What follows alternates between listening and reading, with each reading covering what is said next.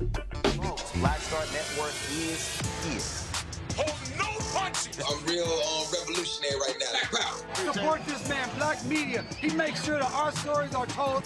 Thank you for being the voice of Black America, Roland. Stay black. I love y'all. All momentum we have now, we have to keep this going. The video looks phenomenal. See, there's a difference between Black Star Network and Black-owned media and something like CNN. You can't be Black-owned media and be scared. It's time to be smart. Bring your eyeballs home. You dig?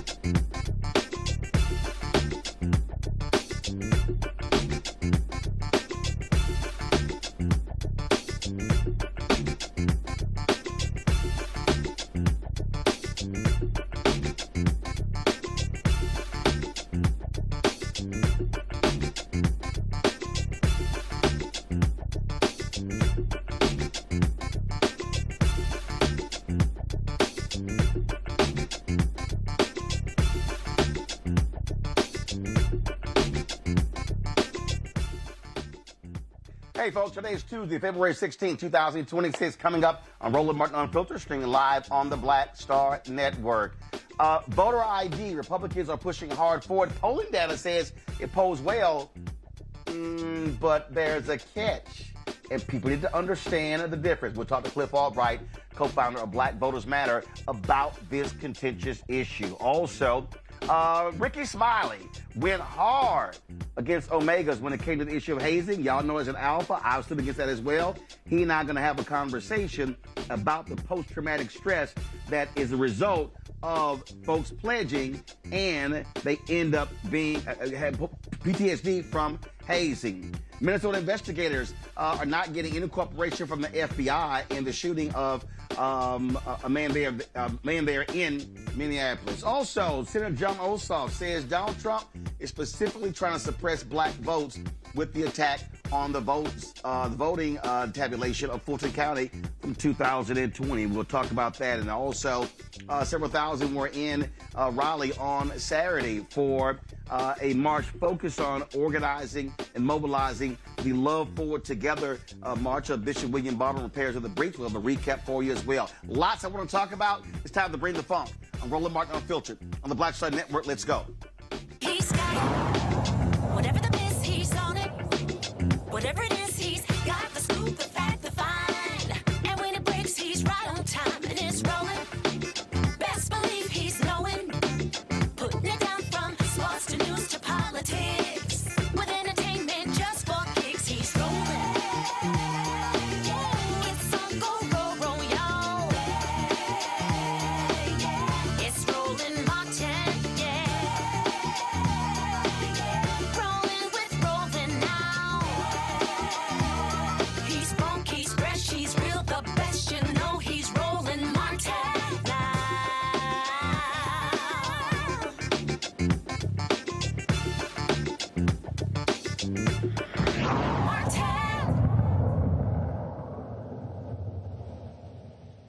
Republicans have passed the SAVE Act, which is going to drastically change voting in this country. In many ways, by demanding a birth certificate or a poll or a passport to actually vote, that equates to a poll tax. I was on social media. Y'all, one of the reasons we're starting late is because I literally just got off the plane from Los Angeles from the NBA All-Star Weekend. And when I was on the plane, I saw this tweet, and it was a tweet on it wasn't a tweet. It was on Threads, and it was from Van Jones. And so Van Jones posted this, and he said, "Voter ID is not unreasonable. How hard it is to get IDs in poor and rural communities is unreasonable. We can fix both. Democracy requires two things: fair access to the ballot and fair counting of the ballots. Right now, neither side trusts the other. That is unsustainable. When both parties distrust elections, democracy is in danger. That is where we are. But I believe there's a way out." Now, Cliff Albright responded with this here. "This is pathetic. As I told you personally, all caps, back in 2021, this was never just about voter ID. And for you to be posting this while ignoring the citizenship requirements and unconstitutional poll tax, which will make it difficult for at least 75% of voters, is simply dishonest. And oh, by the way, they're simultaneously forbidding libraries from processing passports. So in short, you're full of shit. But hey, keep going after the money." That's what Cliff posted. I hit Cliff. Cliff joins us right now. Cliff, glad to have you back on Roland Martin Unfiltered. Cliff, I was talking to Bishop Barber about this very issue earlier. We talked before I got on the plane. And this is something that he said that people have to recognize. He said, voter ID did not become an issue until after Obama's election in 2008.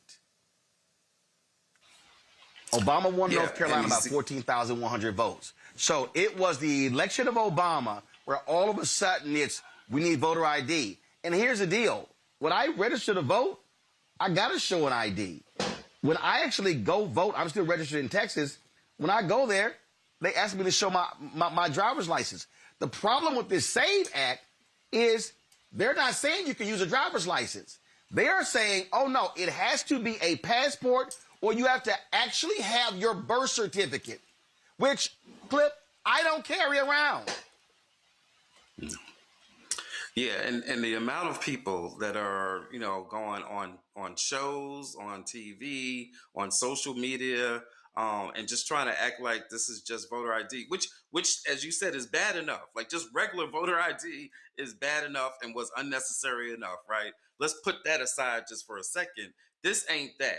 And the number of people that are trying to act like this is just any old voter ID, how difficult is it, are just being intentionally dishonest, right? Including Van Jones, right? Because he knows, and many of these people know, that this isn't just about ID. This is about citizenship and documentation of citizenship. And so, just lost my light. And so, you know, people don't have, like, 21 million voters did not have passports, right?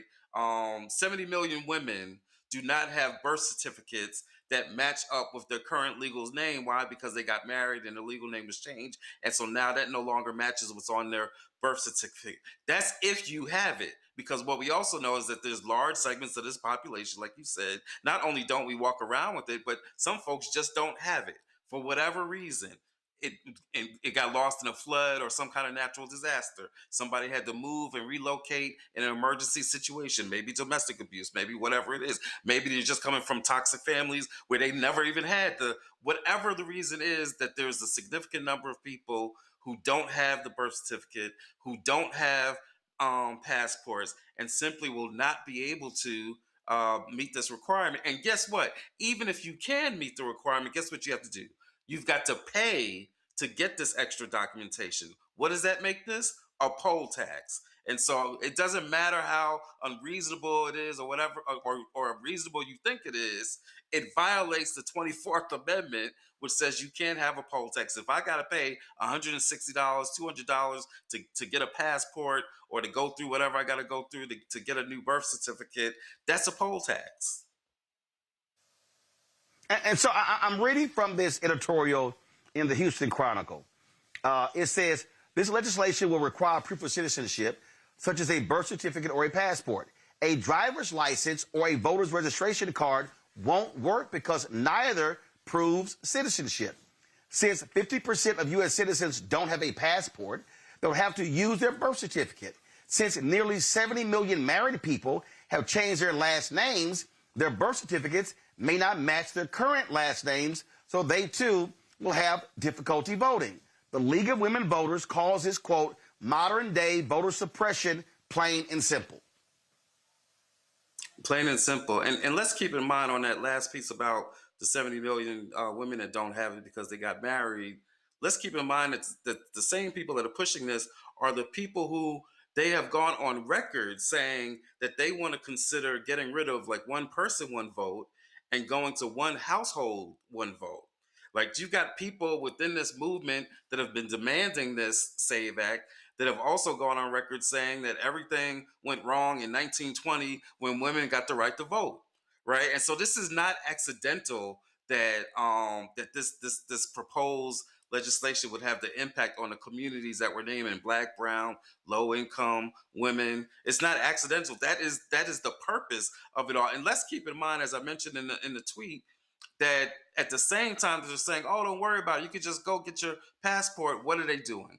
They're closing down, or they're not closing down, they're stopping libraries, nonprofit libraries, who routinely help to process passport applications. And now the Secretary of State Department, has said no, they can no longer do that. It's very reminiscent to what Alabama did back in 2015 after the Shelby versus Holder decision, right, which first was one of the first blows to the Voting Rights Act. And Alabama came out and said, we're going to do voter ID. And almost simultaneously, as they were doing the voter ID, what did they do? They closed down DMV offices across the state, but primarily in the Black Belt counties. So that if you were Black in one of those Black Belt counties, it got exponentially more difficult to get the very ID that they were telling you had to have to be able to vote. That was Alabama in 2015. Now we're seeing it go nationwide in terms of these passports. It is not accidental. Cliff, also, I'm not falling for this silly shit that, oh, there's distrust on both sides. No, it's not. There's only one side that keeps trying to relitigate the 2020 election. And in fact, it's not even one side. It's one person.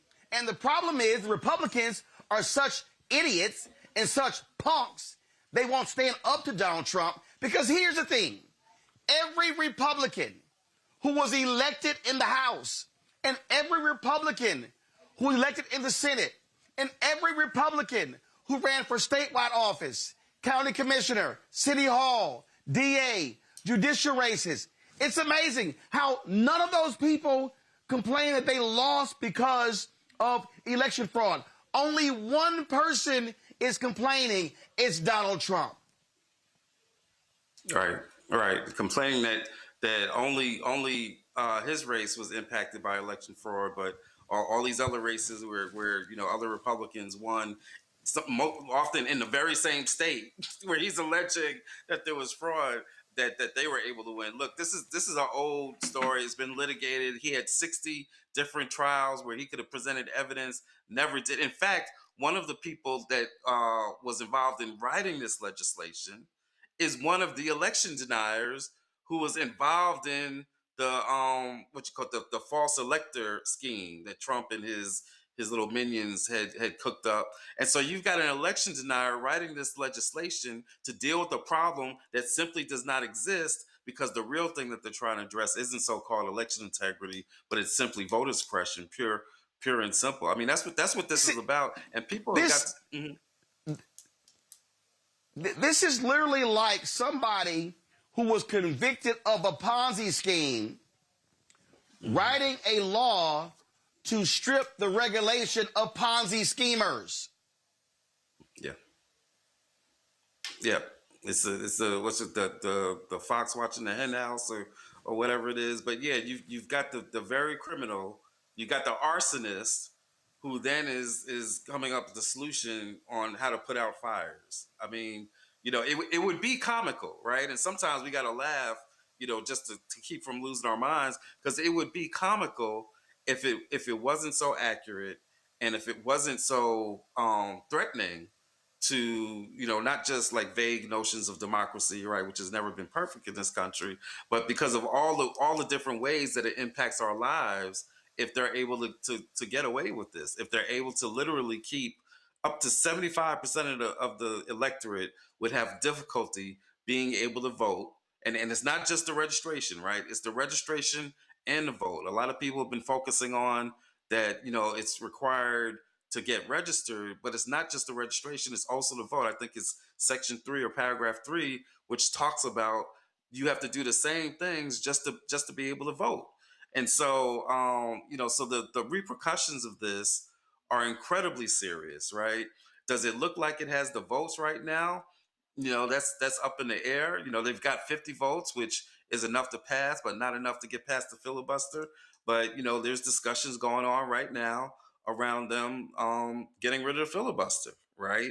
And so, this is something that we've all got to be paying attention to and getting involved on and informing other people, because there's a lot of disinformation. You got some folk out there saying, oh, I got a real ID, I don't have to. No, the real ID is not enough unless you are in one of the 5 states, and it's only 5 states, that has the enhanced ID, that on the ID it says citizenship, right? If you're not in one of those 5 states, it's like New York, Washington, I think Minnesota, Michigan. If you're not in one of those 5 states, no, your real ID is not enough. And so I cannot express, enough how serious of an attack this is on access to the vote. And you have Susan Collins of Maine. She said that this is the stupidity.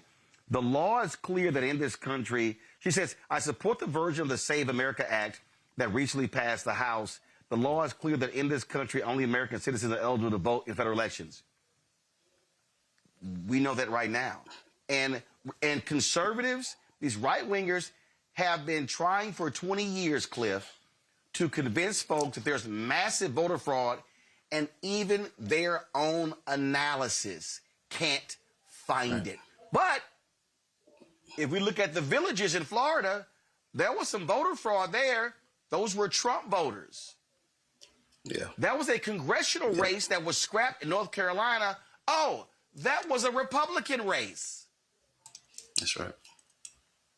That's right. Voter fraud is extremely rare, especially the kind that they're talking about. This non-citizen voting, voter fraud, which is almost non-existent. They're on, as you said, and you've probably got the links or something amongst your team. But at least two places, the Cato Institute and a Heritage Foundation.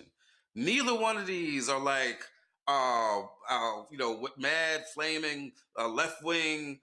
Super progressive. These are conservative think tanks that have researched this and shown that, like, over the past 40 years, that you could, find like a handful or a couple of dozen cases of folks who are even registered, and even fewer than that of folks who are actually able to cast a ballot. It does not exist, right? This is nothing to do. If you are listening to this, if you are talking to somebody who's trying to convince you, like Van Jones, that this is just a case of, everybody needs an ID to buy alcohol, to drive, whatever. If you are listening to somebody who's trying to make you think that this is just a case of like election integrity or fighting voter fraud, then you need to let them know that that's some BS, that it doesn't exist, and that all this is about making it more difficult for people to be able to vote.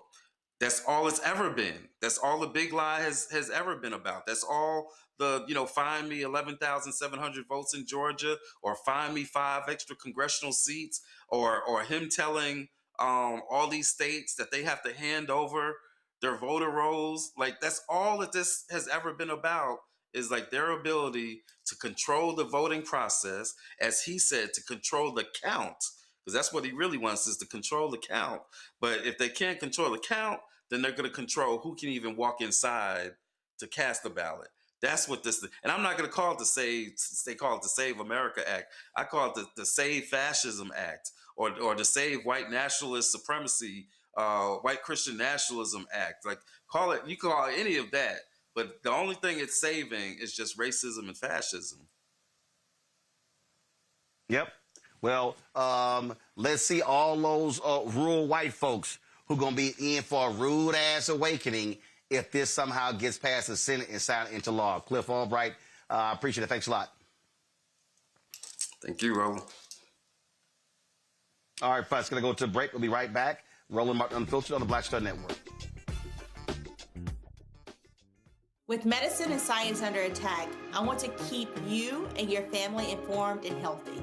I'm Dr. Ebony Hilton, and I knew at the age of 8 that I wanted to be a doctor.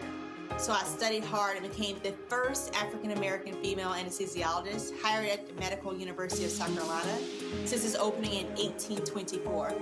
And I always say I was made into a doctor, but I was born to be a mom. And as a new mom, wife, sister, daughter, and friend, I understand how frightening a medical crisis can be. I care for individuals on some of the worst days of their lives, and it's my mission to provide you with a safe space to gain clarity on issues affecting your mind, body, and soul. I recognize that there are health disparities, particularly as it pertains to race, and I want to help bridge the gap between you and your healthcare providers. Join me every Thursday for Second Opinion on the Black Star Network, where each week I'll invite experts from various medical fields to share the latest health news. We'll discuss topics such as the vaccine debate, mental and sexual health, medical bias, infertility, menopause, andropause, nutrition, and aging. Together with my medical colleagues, we aim to provide you with a second opinion. Don't miss it, Thursdays only on the Black Star Network. This is Bill Duke, and you're watching the Black Star Network.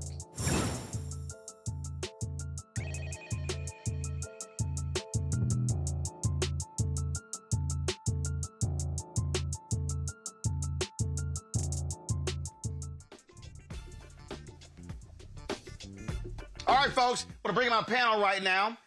Joining us, Dr. Nyambe Carter, Associate Professor, School of Public Policy, University of Maryland, author of America While Black, African Americans, Immigration, and Limits of Citizenship.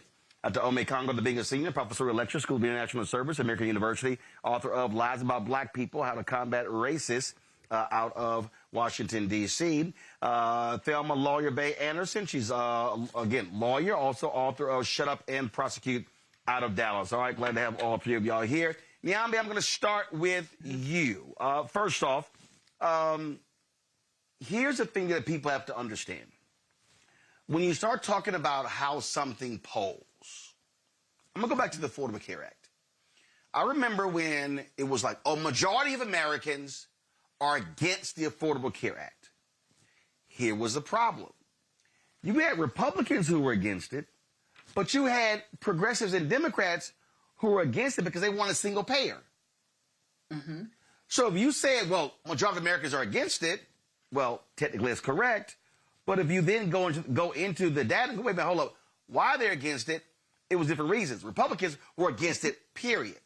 So when we talk about this idea of, 80, 85% of Americans, Trump is running around going, 85, 90% of Americans support voter ID.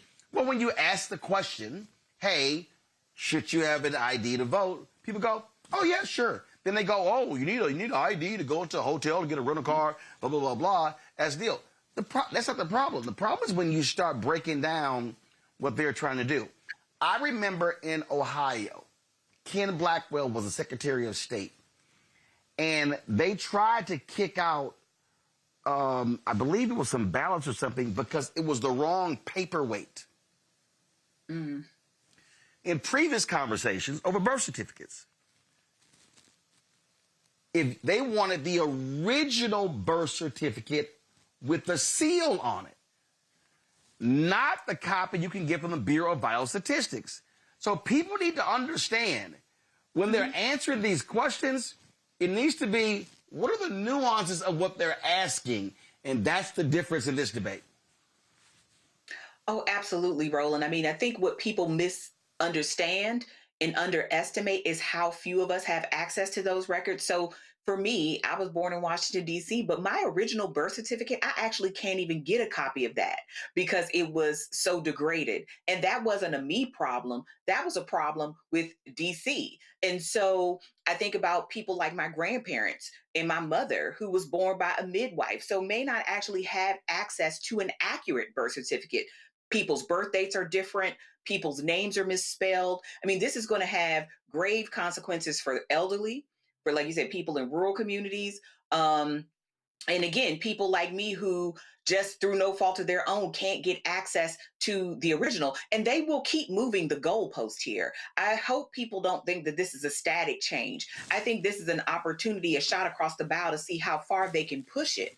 And then from there will become even more restrictive. And this will have rollover effects to their own voters, but they don't care about those voters anyway, because they're still gambling that they can make it up on the margins so that even those rural white voters who are suffering from the same lack of access to ID and all of that, that they can make it up on the back end, that they can keep enough of us out of the process, and that there'll be enough of sort of diehard Republican voters left over who will be able to still get them into office. So this is, to me, a very alarming first shot across the bow.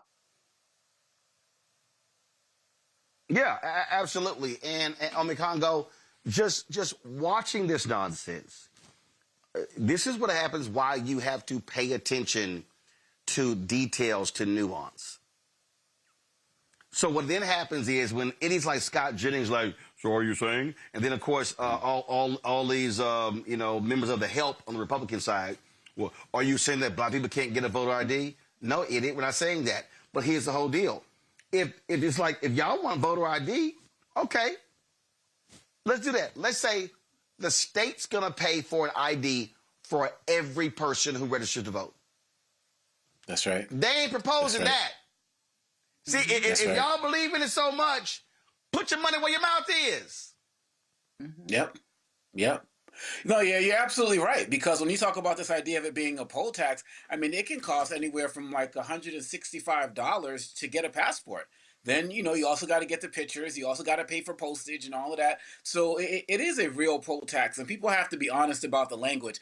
And then, quite honestly, kind of going what you were talking about before going into the break about people in rural areas, if we're going to be honest, the people that are more likely to have a passport and have all of their documents and be global travelers are probably going to be people more likely, generally speaking, to vote Democratic. Not to say all Republicans don't have passports, because they clearly do. But, travel is a luxury that everybody doesn't get involved in. So that's another thing it could backfire. Going off of Niambi's point, adding another group that could have a problem with this, also women in terms of marriages and name changes and the like. So, but like she was saying, they're going to keep pushing it. They're going to keep pushing it to something else, And what Van Jones said is so disgraceful. It's so disgraceful, Roland, to see people who, who know better, who know the truth, but who are so caught up on this both sides narrative, so caught up in trying to show that I got to show that I'm objective in some way, shape, or form, that they're willing to give up any type of philosophy that they had in justice and the real concept of democracy.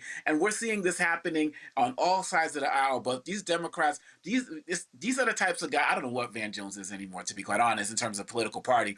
But this is the type of stuff that is going to slowly justify this stuff being able to happen. It's clear we need to do the work to make sure our people in our communities can get access to the documents they need, but that we need to do that for the right reasons, not because of this hustle that they're creating. And like you said, Roland, where's the program to say we're going to pay for all of y'all to have IDs? We're going to pay for all of y'all to get those passports. It's a lie. It's a hustle. We still have to do our part to get as many people to get their documents as possible, but this is a lie. And we need to call it out. And Van Jones should be ashamed of himself, but we know he's not. Amen. Thelma? One of the things that I experienced in this is what they don't say. I want to say a couple of years ago, I had to apply for the minority certification. And in that certification, it was like, you need your original birth certificate. I'm like, huh? So I contacted the state that I was born in, and it was like, we don't have no originals. I said, excuse me? It was like, no, we don't have originals. So I had to get a copy. I turned that copy in, and the next thing they say, well, it doesn't identify your race. I'm like, I know you lying. I said, if you can't tell that I'm black as I'll get out, why do you need that to be identified on my birth certificate?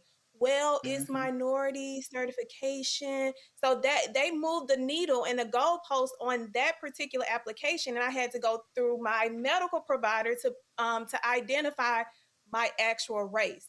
So if you think these people haven't tested it, they tested it with these type of certifications so they know how far that they can go. They've also done their research on the back end to see, okay, let's take it back in time to see how many people we got in the system that we know have access to birth certificates, and what are their demographics, what are their ages at this moment, to know who they can actually legally handicap, even though it's a constitutional violation.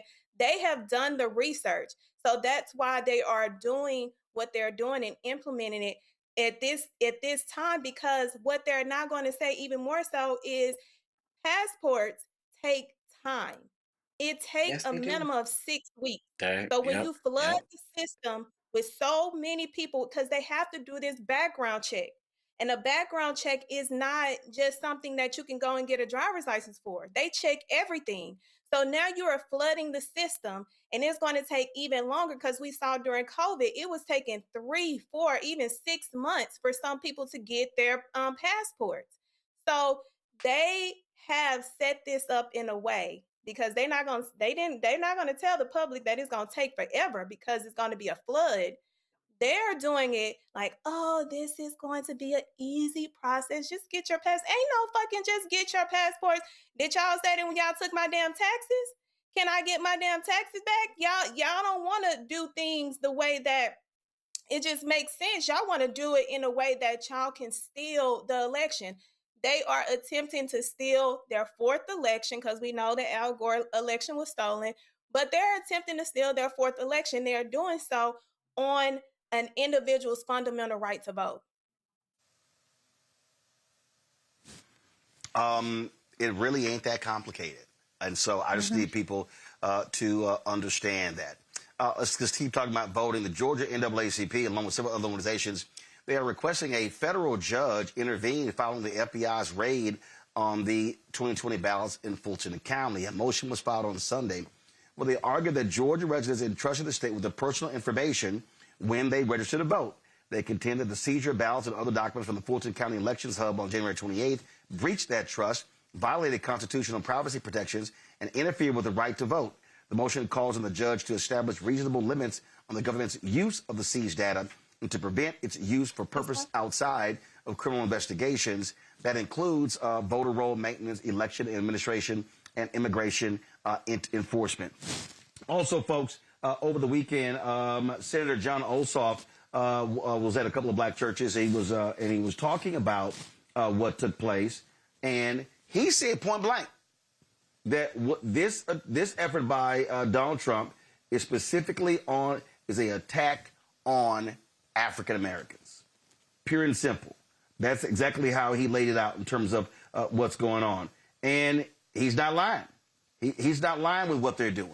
Bottom line is they deserve to be called out. In a moment, I'm going to play you some of what he had to say. But this is exactly what this is, Ome Congo.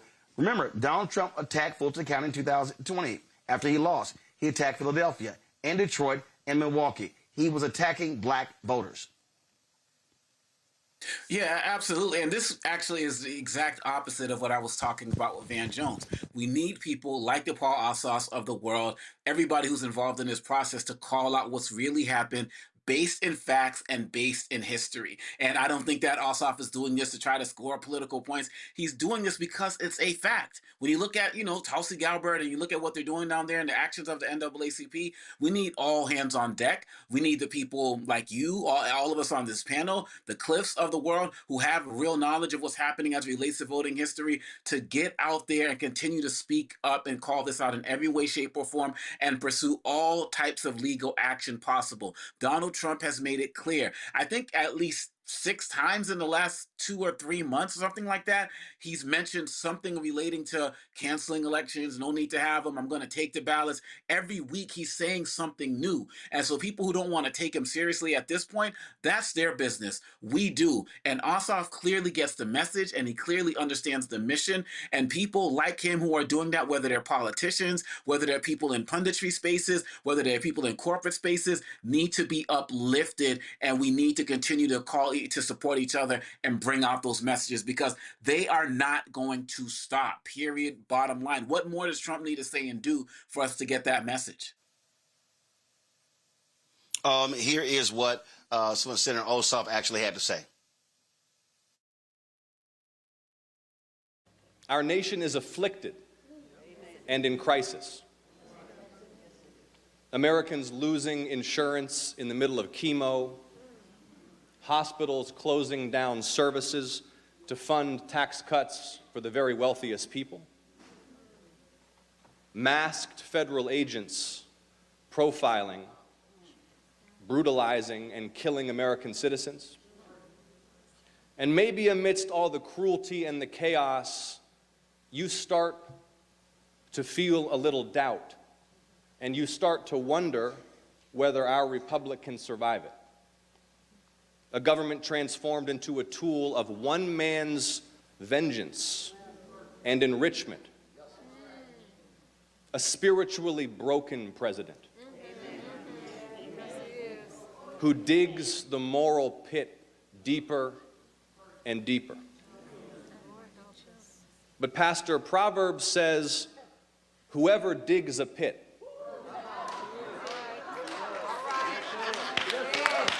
whoever digs a pit will fall into it. And Scripture is full of kings brought low by their own arrogance. Ahab surrounded himself with 400 yes men, false prophets paid to affirm the king's delusions. And those delusions led him to his defeat. And among today's false prophets are the election deniers who indulge this president's obsession with overturning the 2020 election. Now, hear me when I say this. They tell a lie so absurd and therefore so debasing to tell that the act of telling it proves the tellers total and humiliating submission. Just consider that the sitting Attorney General of the United States and the Director of the FBI refused to accept Trump's defeat in the 2020 election, an election he lost by 74 electoral college votes and 7 million popular votes, the widest margin of defeat since John McCain in 2008. Just think about that. And since now they're wielding the power of state to rewrite history, we have to remind everyone that Trump didn't just lose Georgia. He lost Arizona. He lost Michigan. He lost Nevada. He lost Pennsylvania. He lost Wisconsin. And then he tried to cling to power, tried to intimidate Georgia officials to find him more votes,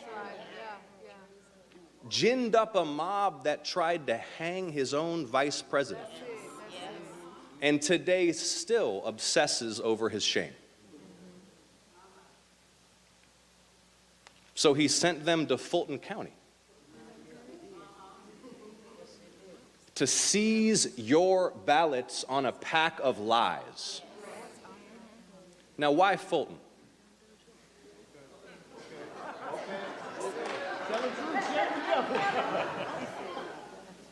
Well, in part for the same reason this president posts videos that depict Barack and Michelle Obama as apes. See, the power of black voters and the fact that the power of black voters ejected him from office may outrage him more than the defeat itself. That's right, that's right, that's right. That's what it is.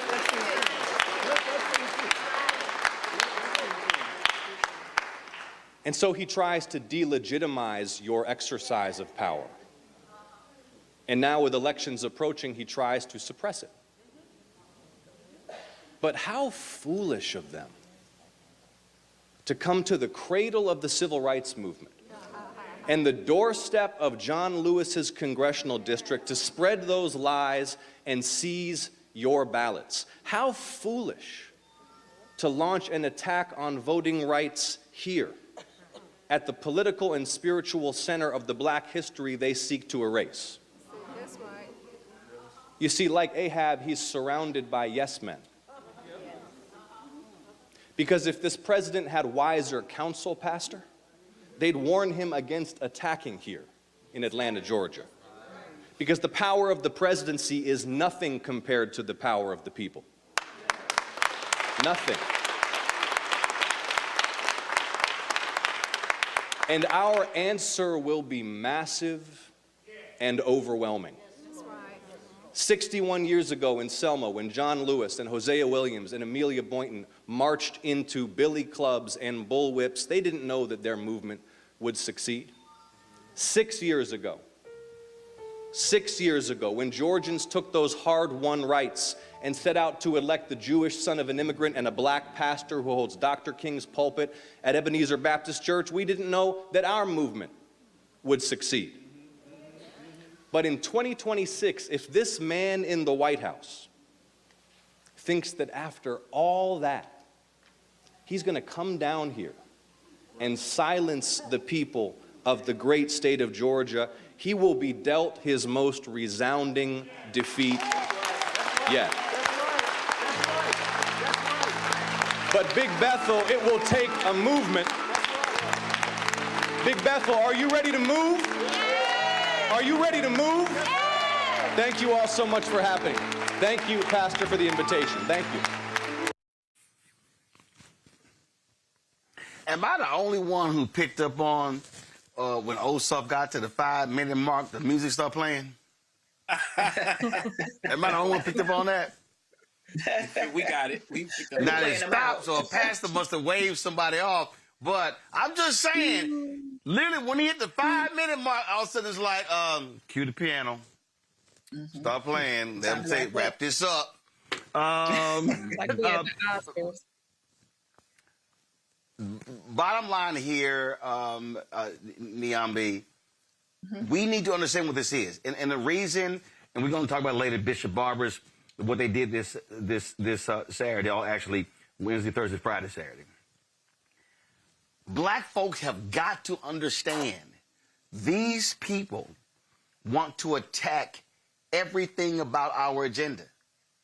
It is abundantly clear, and we are aiding and abetting them when we do not vote. And not only when we don't vote, but when we offer them cover for the things that they do that are visibly racist. This is an old playbook. This isn't anything new. They're not innovating, right? They're doing it a little differently. Those raids of Georgia were about getting the information, as Thelma and Omekongo pointed out, to look at the places that they can target, to see who is most vulnerable in those communities and have a chilling effect. Because one of the things we know about all of these efforts, for those people who are reluctant voters, for those people who don't engage the system very often, who don't feel particularly comfortable engaging the system, if they feel like that they could be prosecuted because they might do something wrong when they go register to vote, if they feel like they're going to be surveilled, it is a very easy way to keep those people from participating. Upping the ante on registration and voting day requirements is one of them, but just making people intimidate is another. And I think the other thing that people have to know, we have to connect all of the activities over this last year to this moment. Doge and those laying off of all of those federal employees for places like Social Security administrations, for places like the State Department, was part of a larger process of making the government so broken that it can't actually do the things it needs to do. And one of those things would be providing people with the identification they need to register and vote. So this is not by happenstance. This is part of a larger play. And I think we have to get wise, because Republicans have been using technology and data to great effect for a very long time. They are very skilled at this. They did it in 2010 with Project Red Map, right? They've done it again, or they're trying to do it again now with this Project 2025 rollout. So we cannot be surprised that they are doing things like the SAVE Act, and that they're going to be particularly aggressive in places where Black people vote, and where Black people vote often, and where they can sort of shave off and trim off maybe more reluctant or casual voters in those same communities. Thelma, the only way we stop them is the power of the ballot. That's how they can be stopped. It doesn't matter. Elon can have, he could spend $500 million. He can only vote one time. Mm-hmm. Listen, when you think back, the one thing that I during the speech, I got emotional because I thought about how far we've come to get to this point to where now we got to dial it back.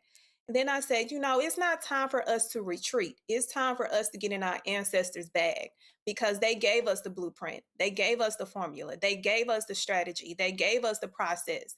And they gave us the leadership and the collaboration for us to continue this fight.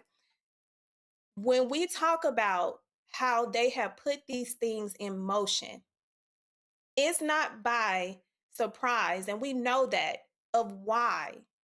When you think back to when Marilyn Mosby was centered and retaliated against for holding officers accountable, that was a snapshot of, if they get another chance, that this was going to be the result. So when we fast forward to now, and they're going into these communities and going into the blackest of the Black, it is because they know that's where the Black power lies. You have Black women that have taken down the most, it's no words how to describe this devil, that they're looking at these places because they said that's where the power lies. If we can take down this particular area, we can handicap this area, we handicap the other areas. And when you look at immigration, they're targeting immigrants because of this particular situation. They know if we can lessen the immigrants, then we can also lessen African Americans. They're looking at these things, and they have created this strategy. And it's not too late, but we got to get in our ancestors' bag.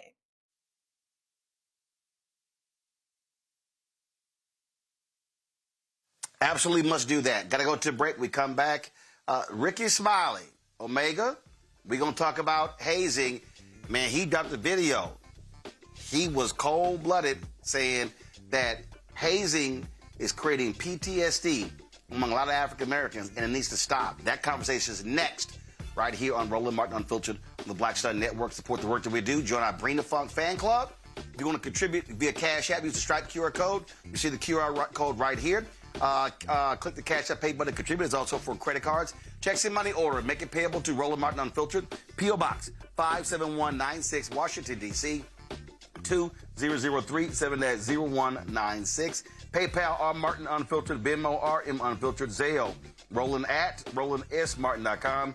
Roland at RolandMartinUnfiltered.com. We'll be right back.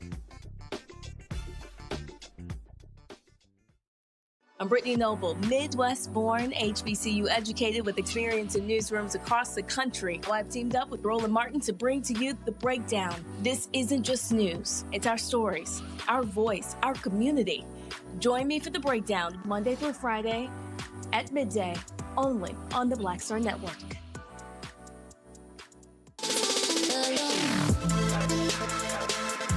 Hey y'all, welcome to The Other Side of Change, only on the Black Star Network and hosted by myself, Rhea Baker, and my good sis, Jamira Burley. We are just two millennial women tackling everything at the intersection of politics, gender, and pop culture.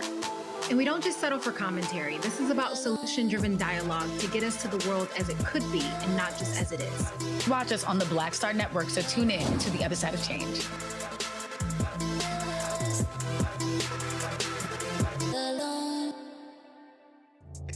What's happening? This is your man, Motown recording artist Kim. You are watching the Black Star Network.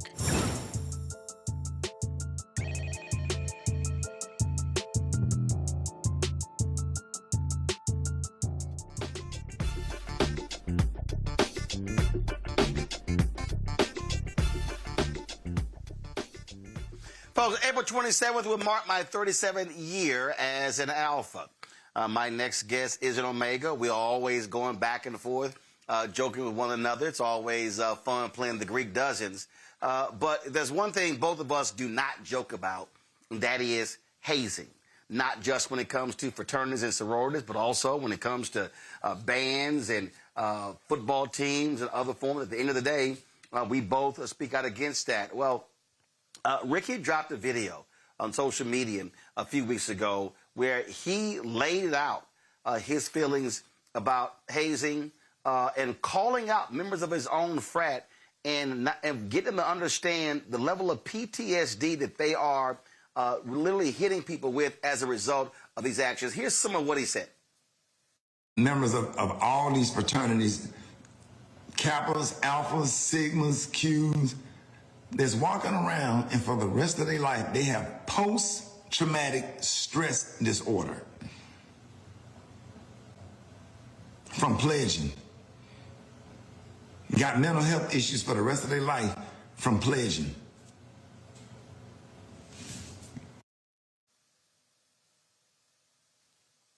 Folks, joining us right now is the host of the Rickey Smiley Morning Show, comedian, actor, philanthropist, all that good stuff. Rickey Smiley, what's up, man? Hey, Roland, man, thank you so much for having me, man. I appreciate it. Man, when we talked about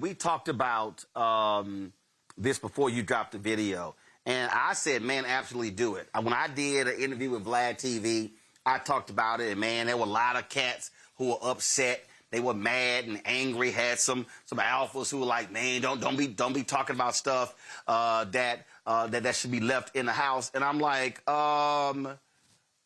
when cats get killed, that's on the news. That makes national news.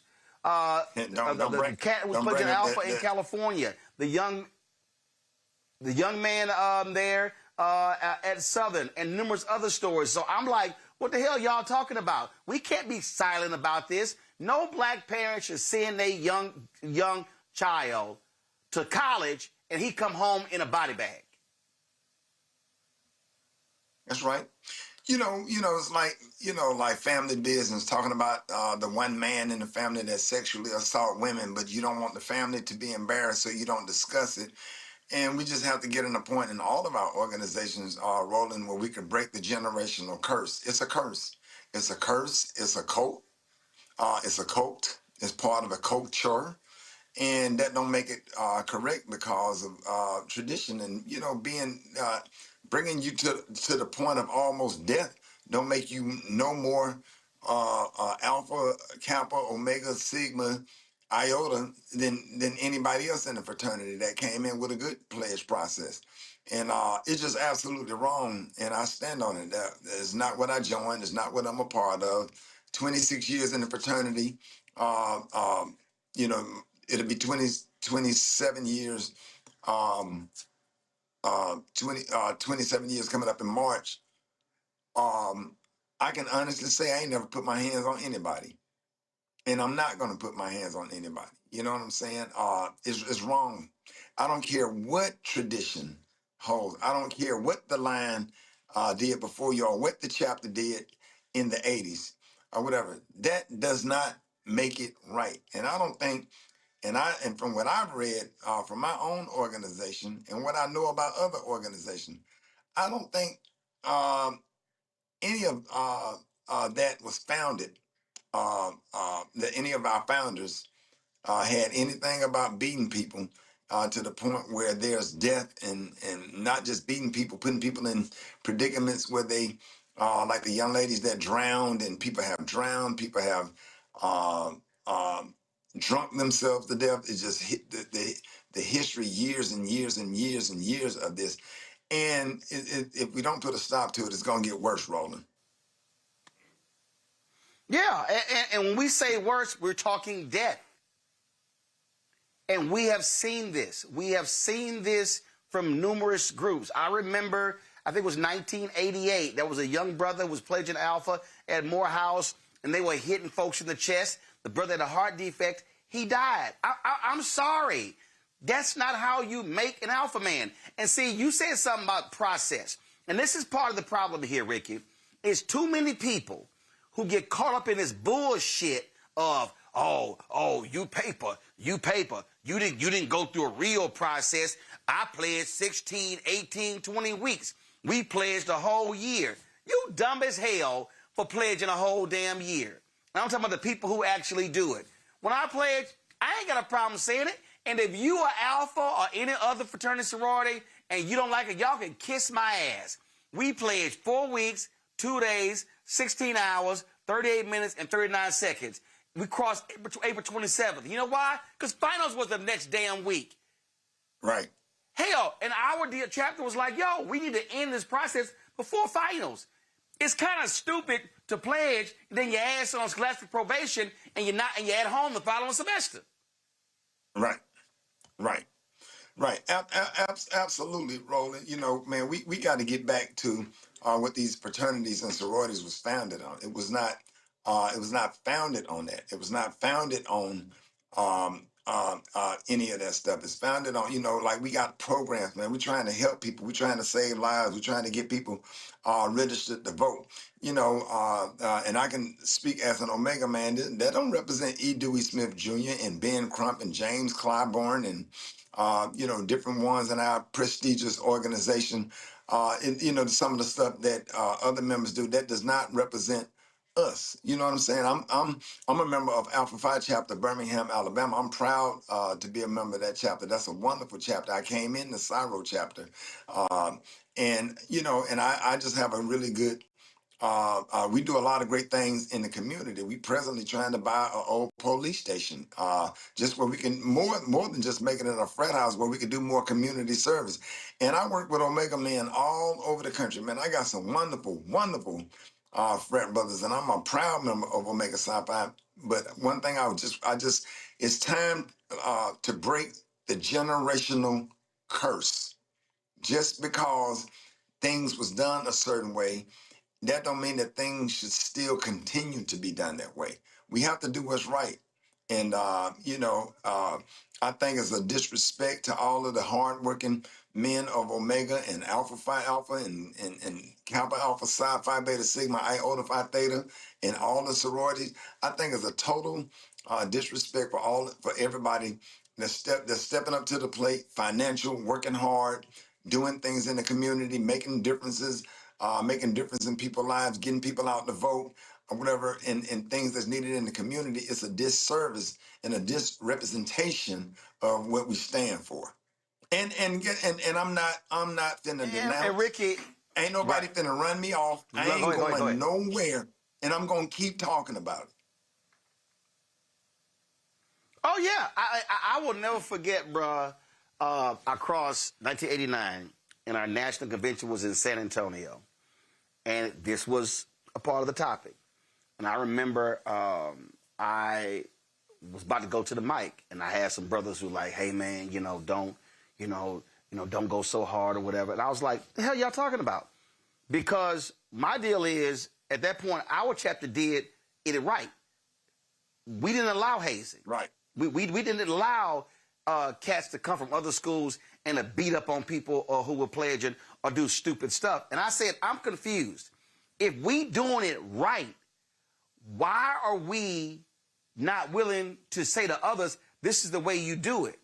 Because, see, this is the thing that kills me when I hear these people talk about, oh, yeah, you paper or because you didn't pledge long. You can't name a single great alpha or great omega or great member of any other fraternity or sorority based upon how they pledged, how long they pledged, where they pledged, or even what they accomplished in college. No, we assign greatness as members on what they did after they got out of school, what they accomplished in their life, in their career.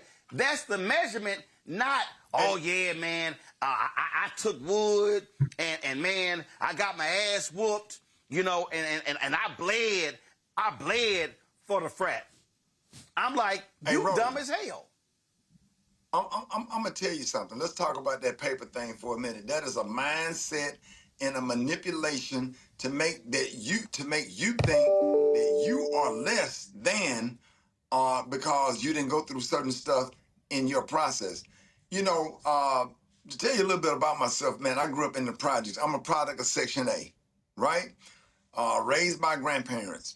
Mom struggled with drugs. A pledge period is sitting there at 6 years old watching your grandparents cry because your dad is in the casket, watching my grandparents bury their oldest son, which was my dad, and still make it out of the projects, make it through high school with no financial help. I had nobody in the family that could pay for college. Went to Tuskegee my freshman year on a Greyhound bus with 2 trunks. Made it out of that. Here I am, 57 years old, no drinking, no smoking, never drunk, never smoked, made accomplishment, went to work every day, did comedy, wrote comedy, accomplished musician, educated, honorary doctorate from Miles College, and I'm not good enough?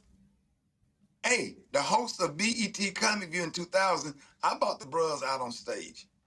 I made sure that I made a proper representation of Omega Psi Phi for the 26 years that I've been in the fraternity.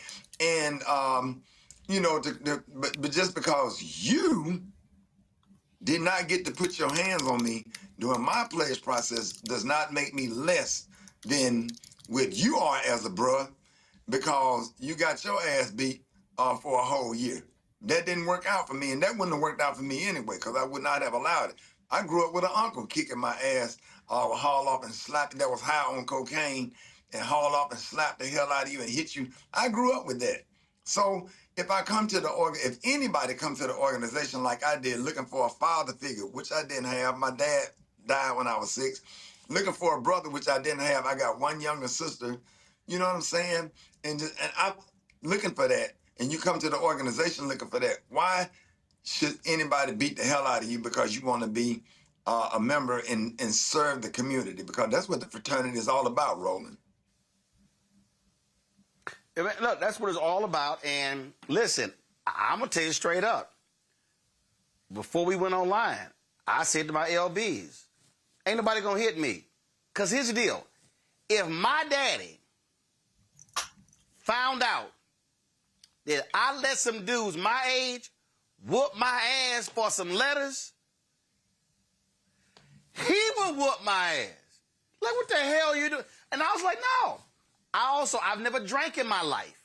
And I said, made clear, ain't none of that one do, all do. Hey, I'm not drinking alcohol. And see, this is where people get this thing confused, Ricky. They get it confused by saying, who you think you are, saying what you do and what you're not going to do. You damn right. And I've said to anybody pledging Alpha or any fraternity or sorority, you have the right to tell somebody you ain't touching me, you not going to hurt me, you not going to harm me. And I had a brother, had a young man, his father is a Kappa, he's an educator, university leader. His mother hit me and said, hey, my son want to be able to reach out to you because he's considering pledging Kappa. He saw your video and he wants to talk about it because he's uncomfortable with his idea of hazing. I said, yeah, have him hit me up. And I said, look, now you pledge in the wrong frat. You pledge in the youth group, but it's all good. But we had a great conversation, and he later pledged, and he called and thanked me for having a conversation with him. And what I said is, we got to have more cats who are willing to use our platform to say these things because, again, there are young black men dying at 18, 19, 20, being hospitalized, having lifelong health implications with bladder, heart, and organs because somebody beat their ass viciously. And I'm sorry. Absolutely. That is not what this is supposed to be about. Absolutely. Well, Roland, I stand with you 110%, man. And, you know, sometimes things happen for a reason. And what initiated that for me to make that video, because I was just having some issues within that had actually got out to the public, and you sent it to me, and as a friend, and I just had to respond to it because, you know, sometimes even being in these organizations, you're dealing with disrespect, you're dealing with bullying, you're dealing with jealousy, especially, you know, you're a public figure. But shout out to all of the bros that hit me up and gave me encouragement and have brought me a lot closer to the fraternity than I was before that video. And from the president all the way down to almost every auxiliary and even former Grand Bosliers have reached out to me and said, you know what, Ricky, we agree with you. We feel the same way you feel. We tired of it too. And it's a misrepresentation of why I get up and get on the radio, you know, and fight for it. And we already dealing with the stuff. You're dealing with the Trump administration. You're dealing with all of this stuff going on, man. We just don't have time to be fighting within. We need all of our Divine Nine to be strong and solid. You got midterm elections coming up. You got people hungry. People don't have nothing to eat. People are losing their SNAP benefits. There's a lot of stuff that you and I are on the phone talking about stuff like that every single day. And what can we do with our national platforms to implement change? And we just so happened to talk about this early this morning. We just got on the phone and started talking about it because you saw the video or whatever. And we just got to continue to do what we're doing, man, because, you know, that's what it's all about, Roland. We need our Divine Nine to be strong. We don't need lawsuits. We don't need our Divine Nine to go away. They do a lot of good things in the community. Like we got a whole lot of programs, the Talent Hunt program. We got voters registration. We got a whole lot of things that we do within our organization. And I know, and I've been a part of some of Alpha Phi Alpha's events where they have invited our morning show to come out and do stuff. And that's what we have time for. We have to get out here and help people. We don't have time to be hurting people. We don't have time for the lawsuits. One insurance company is representing the Divine Nine. Only one. If this keep going on and that insurance goes away, it's over. Yep. Over. Because the organizations cannot afford the liability. And so if you are a member, you got to be stuck on stupid to literally put your membership in jeopardy, put your chapter in jeopardy, and put the entire fraternity or sorority in jeopardy because your dumb ass want to hit somebody. Yeah. Yeah. Yeah, it's got to stop. And Roland, I'm glad we're having this conversation. We have to break the generational curse because it's not right. You don't know what somebody been through. You don't know what health issues they have. A lot of us grew up with a stepdad beating us. A lot of us grew up watching our stepdad beat our moms and all of this kind of stuff. And you don't know what kind of, and it ain't even just about killing the pleasure. It's about a pleasure going to the trunk, coming back out, coming back in that frat house or wherever y'all are, clearing out a whole chapter because they snapped. And we're just going to have to do the right thing, Roland. We're just going to have to talk about right and wrong. Culture is not all the time correct. You know what I'm saying? That's gang activity. We're not the Crips of the Bloods. We're not. You know what I'm saying? We don't, the Crips and the Blood beat people to get in and beat them or kill them to get out. You know what I'm saying? Our founders, man, I have so much love and respect for the founders of Omega Psi Phi Fraternity Incorporated and the things that they've done, and I listened to and have read up on some stuff on Bishop Love, and I just have so much. I always say, man, when I die and go to heaven, man, after being reunited with my family and after being getting an opportunity to see God's face and meet Jesus, the first 4 people I want to meet is our founders. So interested in them, and they and I have to tell you, a lot of our organizations back in the day, Roland, they used to select members. And a lot of these people that's members of these organizations, I can honestly say, from what I've seen, the founders never would have selected. And there you go. Ricky, I appreciate it, my brother. Say what's up. Tell everybody what's up.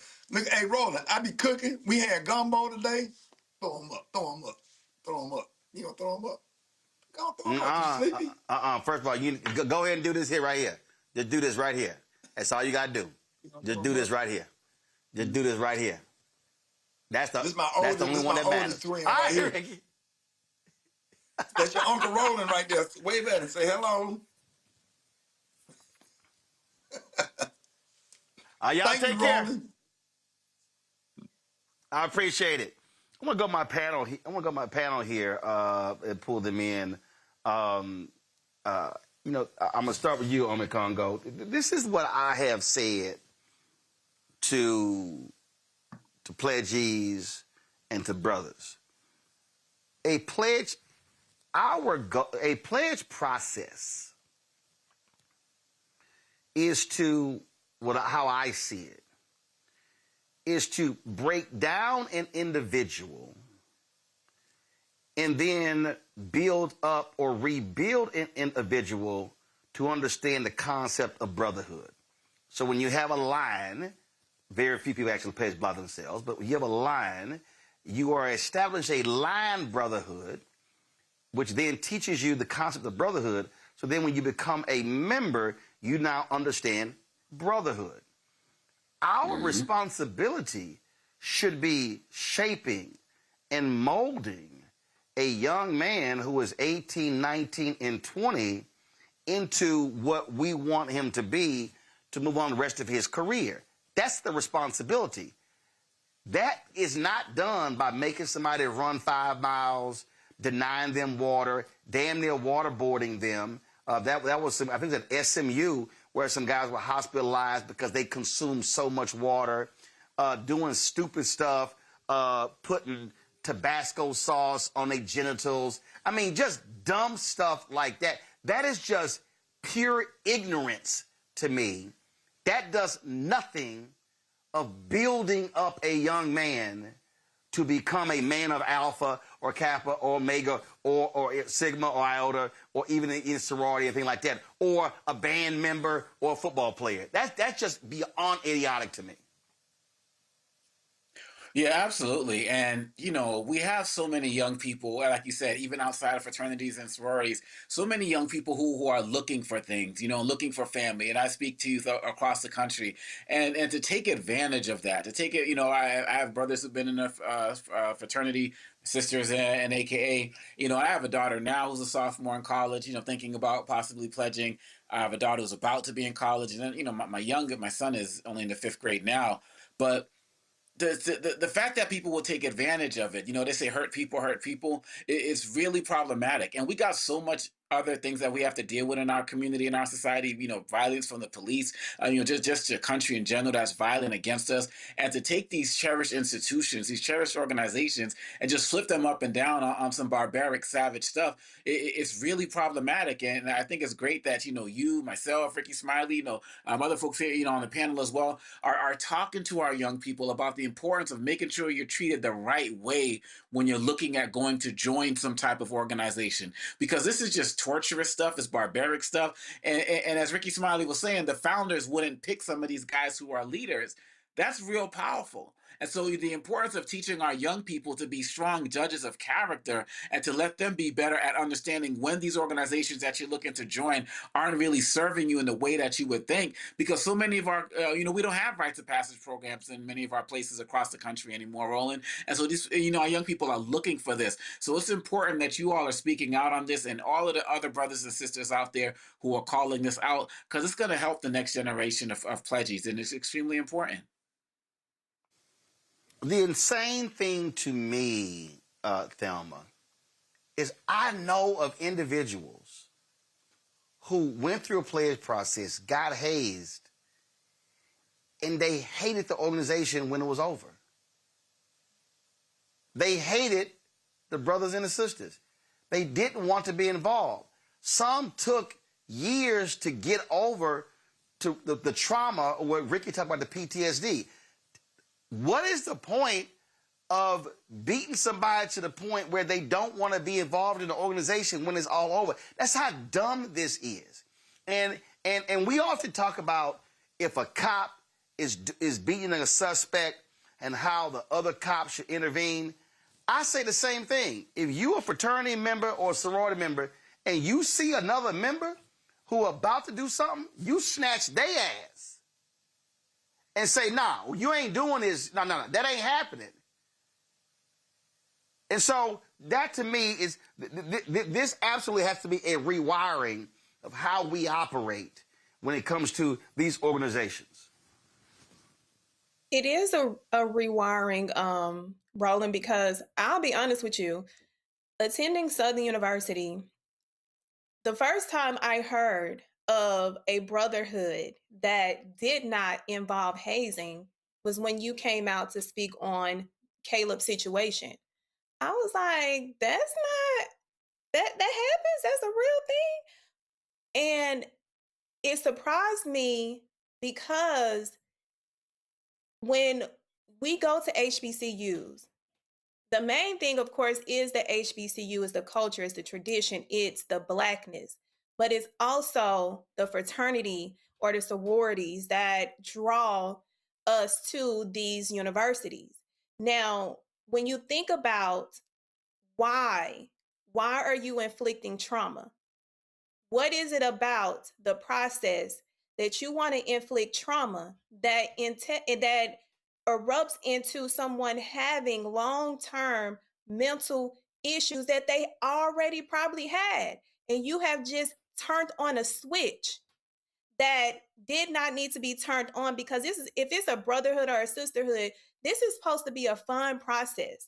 This is supposed to be a process of bonding, really getting to know your brother or your sister, because y'all are going to be lifelong brothers and sisters. Why are you taking these students through hell and then trying to sell them heaven on the other side? But they can't get to that other side because they continue to think about the beatings and the money and the humiliation that they had to go through in order to obtain letters. Are the letters that valuable that they have to sell their integrity, their soul, their bodies for an extended period of time?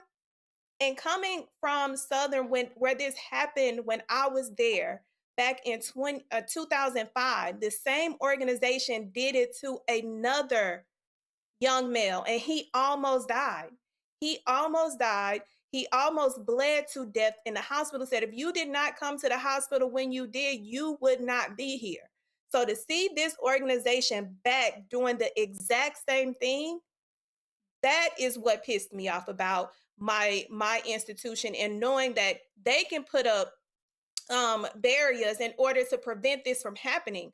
So I don't only blame the organizations, I'm looking at the institutions because they are not doing a proper checks and balance of these organizations.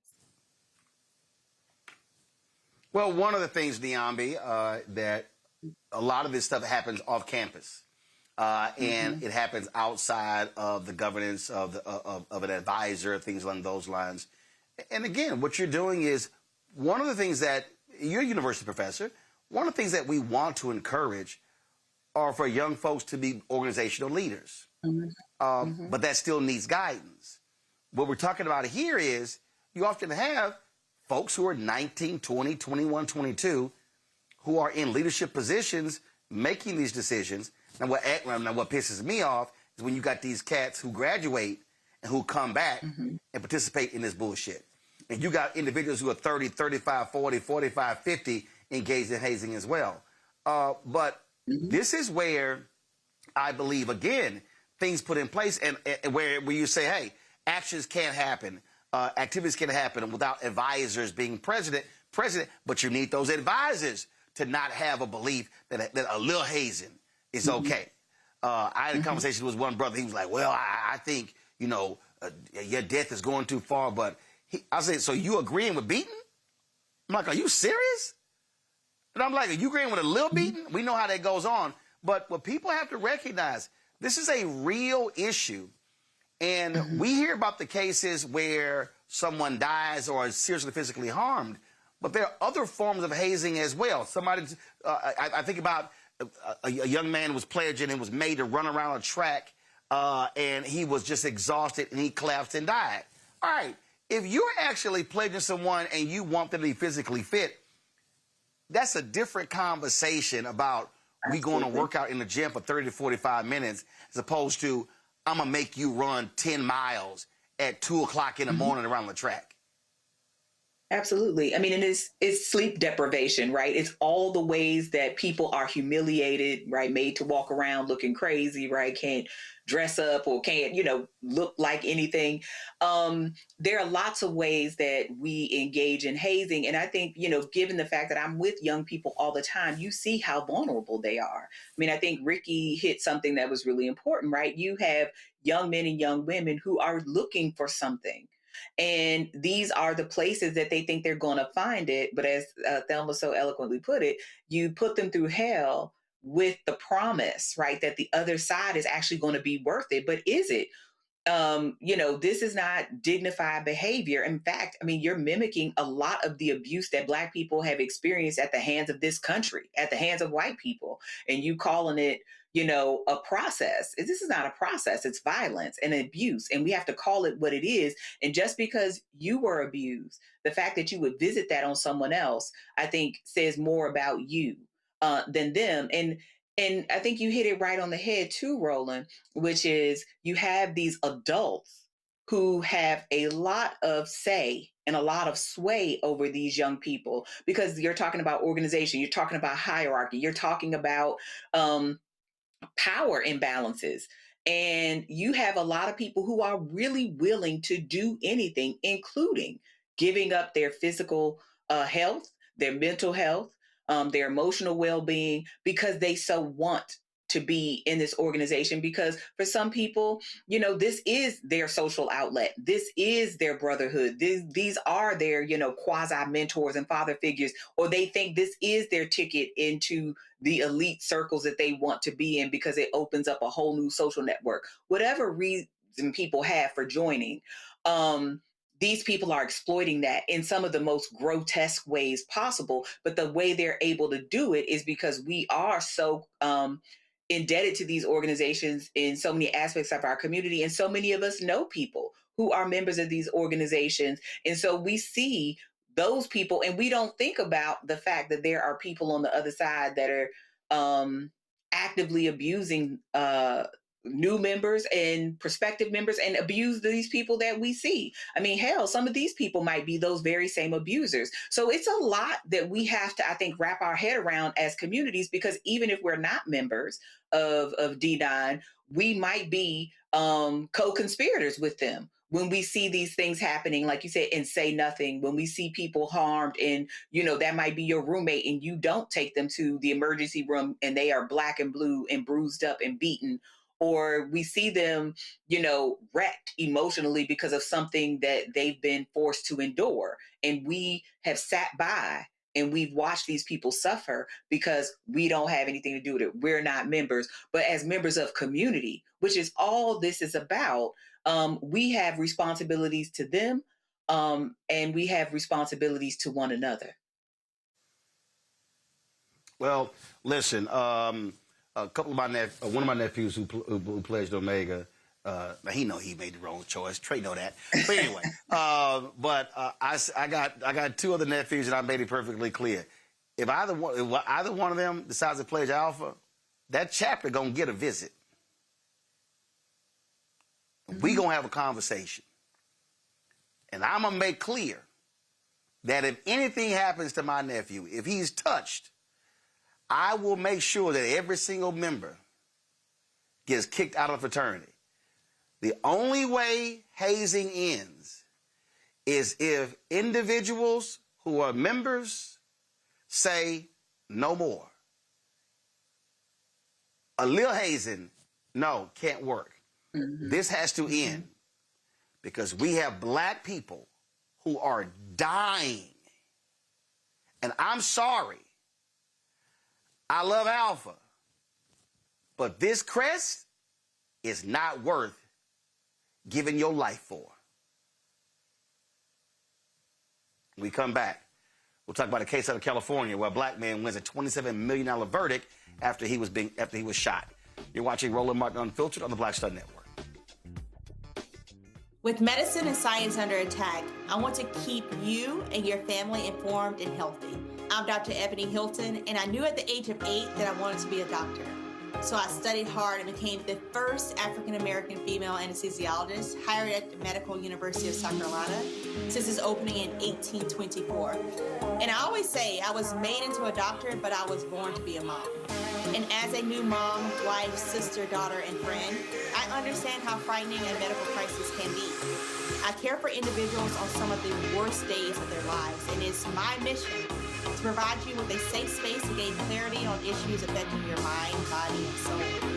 I recognize that there are health disparities, particularly as it pertains to race, and I want to help bridge the gap between you and your healthcare providers. Join me every Thursday for Second Opinion on the Black Star Network, where each week I'll invite experts from various medical fields to share the latest health news.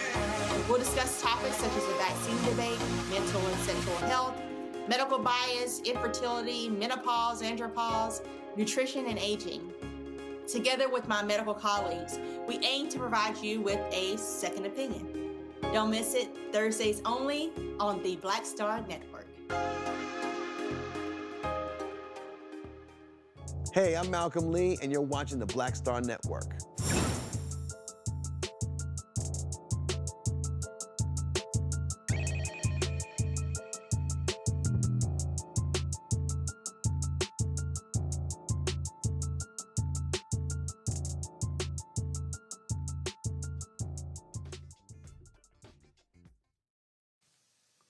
$27.5 million.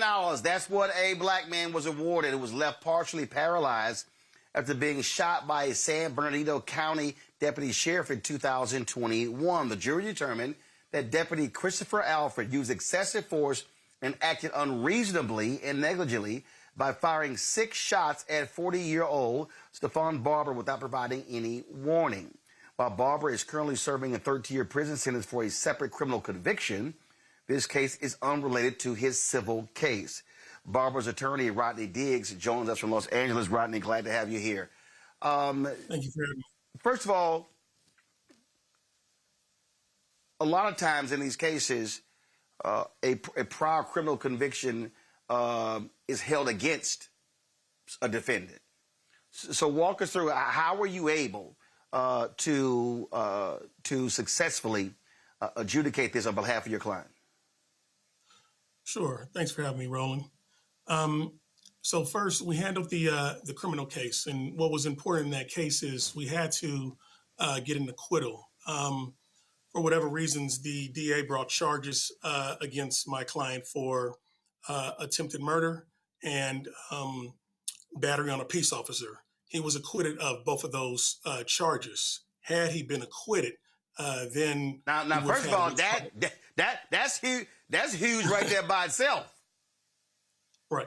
That is, and in San Bernardino. So yeah, it was very huge, and we just had good jurors, and the evidence was on our client's side.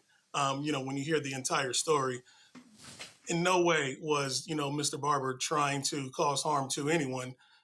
Quite the opposite. He was just trying to go to the store that evening. He was blocked in by his neighbors. The deputy Alfred, came, was trying to talk to him. He never announced himself as a police officer, and that was the biggest issue in the criminal case and also in the civil case. Stephon Barber had no idea that the individual he was talking to about 60 plus feet away at 11 o'clock at night was a police officer. And so because of that, he was just trying to leave. The officer, claimed that he feared for his life and shot 6 times into Mr. Barber's car, striking him in the back of his head. Wow. And he was partially paralyzed? Partially paralyzed. He has no movement from the left side of his body and no mobility really in his legs. He can probably get up for about all of 1 second before he would fall down. He's not going to be able to walk again, unfortunately, for the rest of his life. And, unfortunately, also in about 20 years, based on experts' testimony, he will suffer from dementia. So that was, part of his damages as well. Incredible. It's very interesting, and we've had to do this numerous times. We've covered a lot of these shootings. And what's always crazy to me is when I'll read the comments in the chat and folks will be critical of Ben Crump and Harry Daniels and folks who do this, they'll do a lot of these cases. And they'll sit here and say, man, they never win these cases. And I'm always trying to explain to them that when you get hired by a client, you can't prosecute the case. You can't prosecute a police officer. Your job, and let's say if the DA chooses not to file charges, really the only recourse you have is a civil lawsuit. Correct. So people I think get confused in terms of what your job is. Your job is to represent your client and to put pressure and hopefully try to get the DA to move to a grand jury to get an indictment, to get them charged, to go to a trial. But if not, then the only place you have to seek justice is in a civil courtroom. That's 100% correct. I mean, that's all that you have. In these sort of cases, you have to bring it civilly. We have no choice as attorneys in whether the DA prosecutes, doesn't prosecute. We'll write letters. We'll try to, make phone calls and say, you need to prosecute, look at this evidence. But that's outside of the scope of what we're hired to do. And so, in effort to effectuate change within these police agencies, we have to bring these cases civilly. And hopefully the impact of such an award, such as here, $27.3 million, will affect change within the county of San Bernardino and other counties and other police agencies in California nationwide.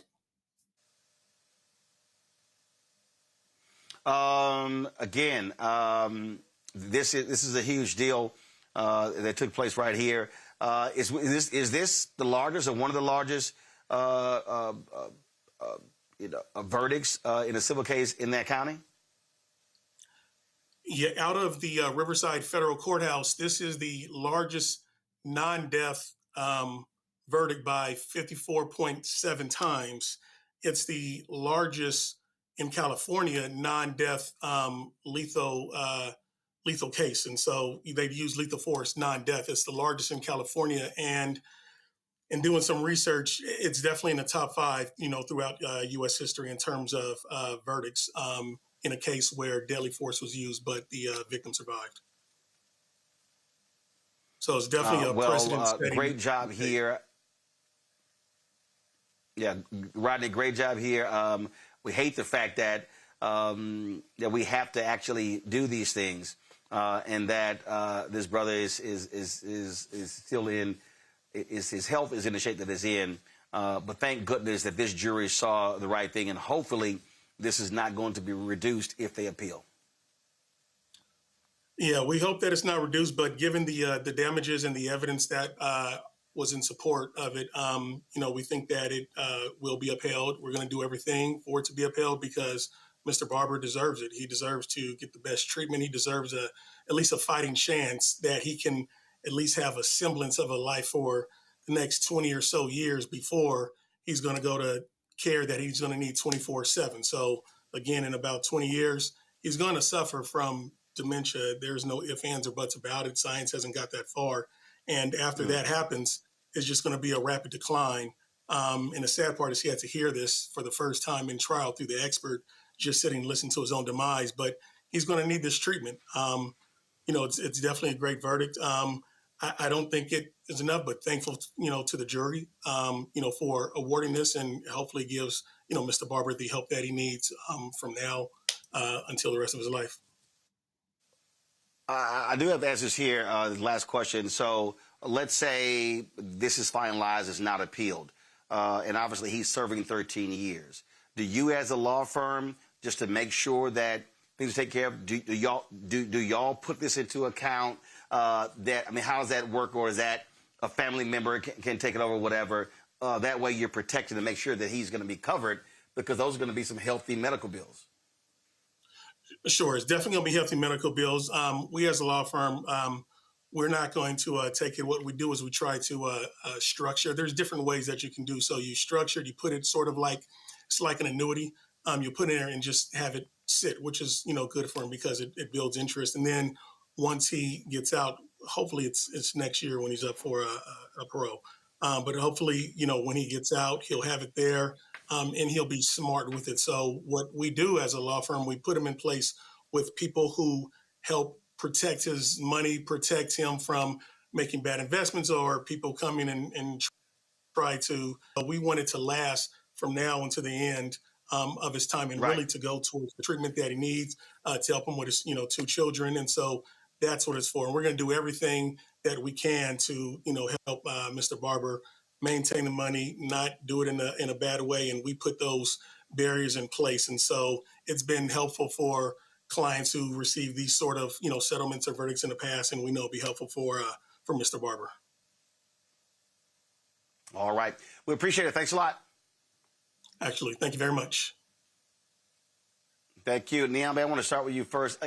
I really can't stress enough for people to understand what the role and responsibility of lawyers are. I mean, it drives me crazy when I see people who attack folks like Ben Crump and Harry Daniels and Lee Merritt and others. And these are folks, Darrell Washington, these people who've represented a lot of these cases. And, oh, man, they're just chasing after checks. A lot of these families, they're not media savvy. They get thrust into this. All of a sudden, their whole life is turned upside down. And thank goodness that we have black lawyers who are there to stand with these families and to assist them to, again, try to get someone charged or represent them in a civil case or negotiate a settlement. That's what you want. That's the whole point of having legal representation. Absolutely. And I think you made a really important point. A lot of these cases have come to our attention because of the media. And so you do need people who know what levers to pull, to know how to hold a press conference and organize that. I mean, these are not everyday circumstances for most people. And so these attorneys are doing more than representing these families, because even if they don't represent them locally, they can represent them nationally. Because as you said, all of those names, Lee Merritt, Ben Crump, those are names that we recognize and those are names that we know. And those people know lots of people. Their Rolodexes are very deep, even if they don't know I'm sorry, they know other attorneys, they know media outlets, they know you, right? And a lot of the reasons that we know about cases like this is because of the media spotlight. It's important. And unfortunately, we live in a world where you have to litigate these cases publicly and in the media. You have to have the mothers, the fathers, the aunties, the siblings, all of those people sort of telling a consistent story about this person. It's unfortunate, right, that people have to kind of meet these kind of litmus tests, but it is also really important that you have these folks who can frame the conversation so that it becomes about the wrong and the harm done to them and not just their character. Because I think without it, that would be a much easier task for media and police and others. Indeed, indeed. Deanne, I know you got to go. I appreciate you joining us on the panel. Thanks a lot. Thank you, Roland. Thelma, I always get a kick out of these surveys where they say, oh, the most hated people are journalists and lawyers. And I always say, when folks get their ass in trouble, do you know who they call? Lawyers and journalists. Listen, the one thing about the network of the media, I've seen it with my own eyes, how utilizing your platform in order to bring awareness to important legal issues will draw people to you in order for them to seek legal help. I get so many DMs of, hey, can you help find me a lawyer for this? Can you assist with this? Or me reaching out saying, hey, you're going to need a lawyer for this. What you doing? I'm going to need you to dial it back.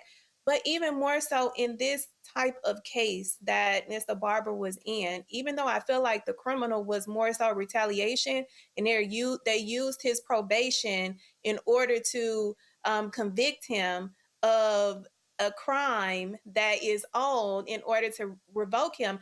Those are the things that require great legal representation. And oftentimes Black lawyers get bad reps for whatever reason. I have no idea, because some of the best lawyers that I have prosecuted cases with or litigated cases with have been Black lawyers, because can't nobody put the sauce on a case like Black lawyers. And nobody is going to get in that courtroom and get in the gutter like Black lawyers and really fight for you. And this particular case shows you how this lawyer really went and fought for his client, not knowing that the Supreme Court just ruled in 2025 that officers no longer can use the standard alone of I'm afraid, I'm in fear. Now they got to prove other reasons why they went to the magnitude of using deadly force. You can no longer use I'm afraid. No, what happened? How did this happen? Who did it? Who was there? They have a standard now, thanks to the horrible Supreme Court. But now we're seeing even more opportunities for lawyers to advocate when we're talking about these awful as, untrained as, no need as law enforcement officers who go out and shoot in order to kill. Congo? You know, it's just so sad and unfortunate, right? You know, so many times we don't pay attention to many of these cases unless somebody actually dies, which is horrific in itself. When there are situations like this where we have a survivor, they also need that attention. They also need that community to wrap themselves around them. It's extremely important. And people may say, "Oh my gosh, 27 million, that's an incredible amount." It's not going to be enough when they talk about the care that he needs. And that was also really sad, the fact that he learned about the type of care he's going to need while he was in court. And so I'm really glad that the lawyers are helping him outside of, getting the kids set up and everything, and maybe making sure that they can get the money that they need as well, because his whole life is destroyed. And I'm sure anybody who's in a situation like this would rather have the ability to walk again, throw their kids up in the air, and it's just been robbed. And so this is a great example of what can happen when you do have great legal representation. It's a great example of what can happen when we don't forget those who are shot by police and who live. But it's also just a reminder that this justice system needs real lawyers out there every single day, like the guest who was on tonight, like Ben Crump and others. And you're absolutely right. We can't sit there and disparage them and call them ambulance chasers. They're doing the real work that our community needs, and hopefully inspiring others to seek legal attention that they feel like they may not merit. All right, then. On the Congo, Thelma, I sure appreciate it. Thanks a lot. All right, folks, time for Black Star Network headlines with Brittany Noble.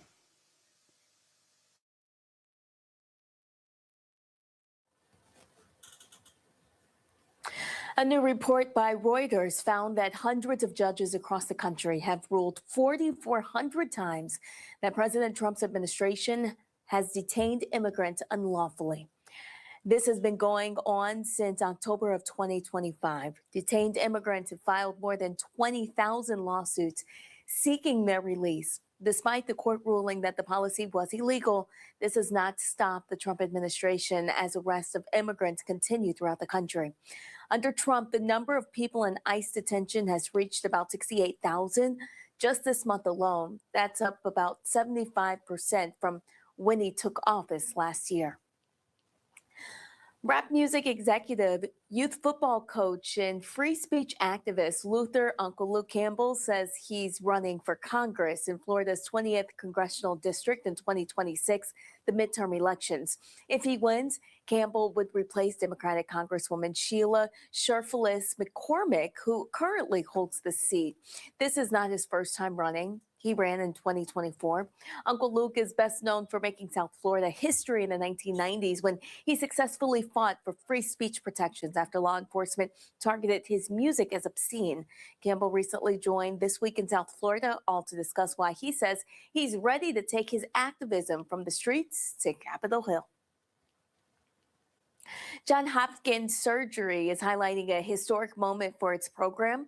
In a post shared this Black History Month, the department announced that for the first time in program history, its flagship Halstead service, Trauma and ACS, is being led by an all-Black team of senior residents.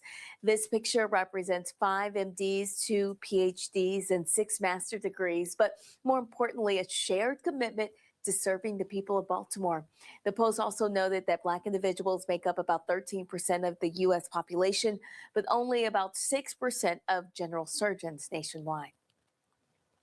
A Jackson, Mississippi city councilman is urging state leaders to step in and help Jackson State University build a new football stadium. Councilman Kenneth Stokes says the push is becoming urgent as the proposed expansion of a cancer center at the University of Mississippi Medical Center could require the site currently used for Mississippi Veterans Memorial Stadium, the home field for JSU football.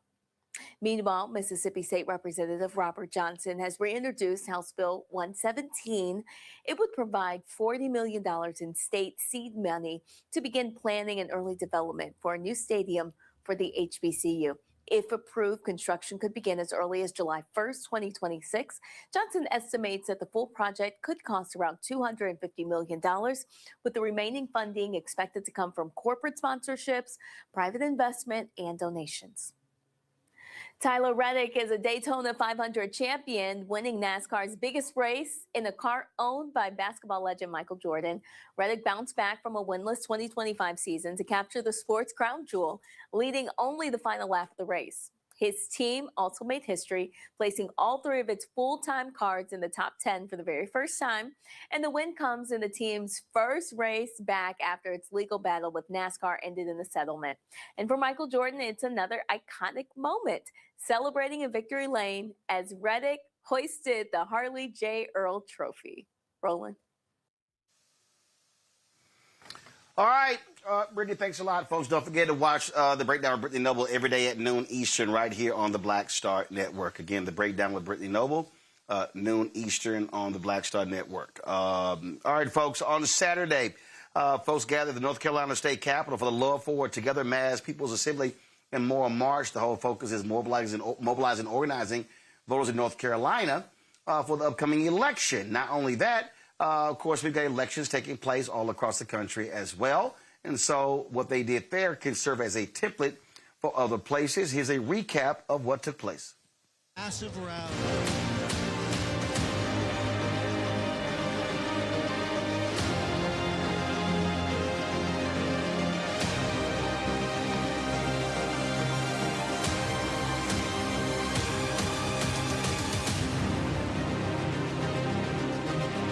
North Carolina has been one of the key battlegrounds in the fight over how we district in Congress. President Trump demanded Republican state legislatures and Republican state houses to attempt to redraw the congressional maps as a means of diluting black power, Democratic power, power of poor people. And what we have now seen are efforts of resistance and pushback. And so this march, which began in eastern North Carolina in Wilson, marched through North Carolina's 1st congressional district. Now, that district, currently represented by Don Davis, longtime member of the CBC, was one of the districts here in North Carolina where we saw the legislature redraw the map to try to make it easier for Republicans to pick up a seat and for Donald Trump to remain control over the Republican House. But we're seeing leaders like William Barber, other members of clergy, civil rights leaders, campus groups stand up and say, no, not on our watch. We're not going to be doing that.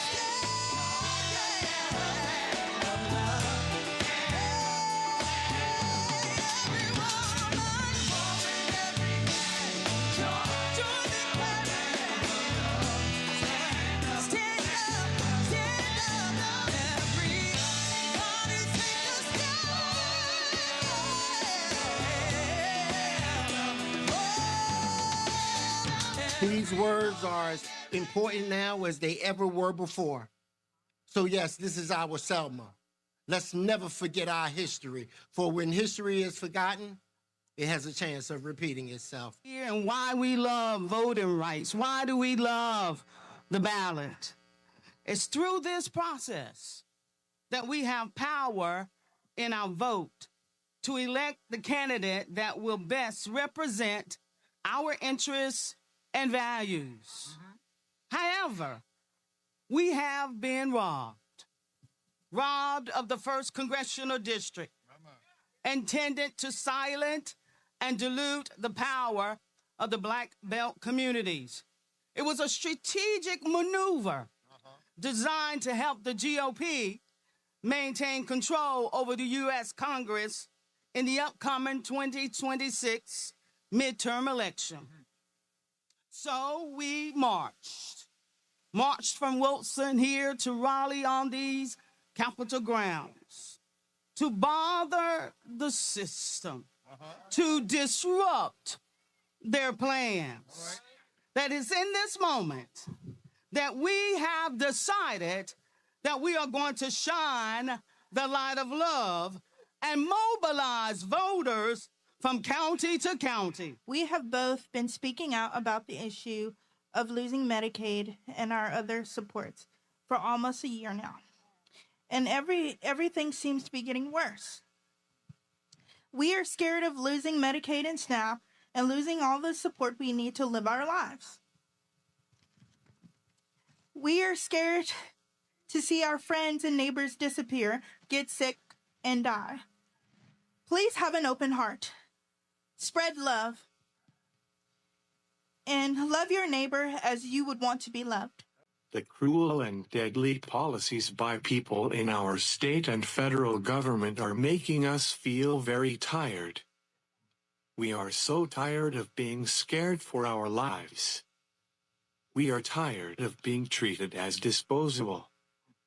We are tired of our rights, our medical care, and our supports being taken away, and being told if we ask for help, we are abusing and taking advantage of the system.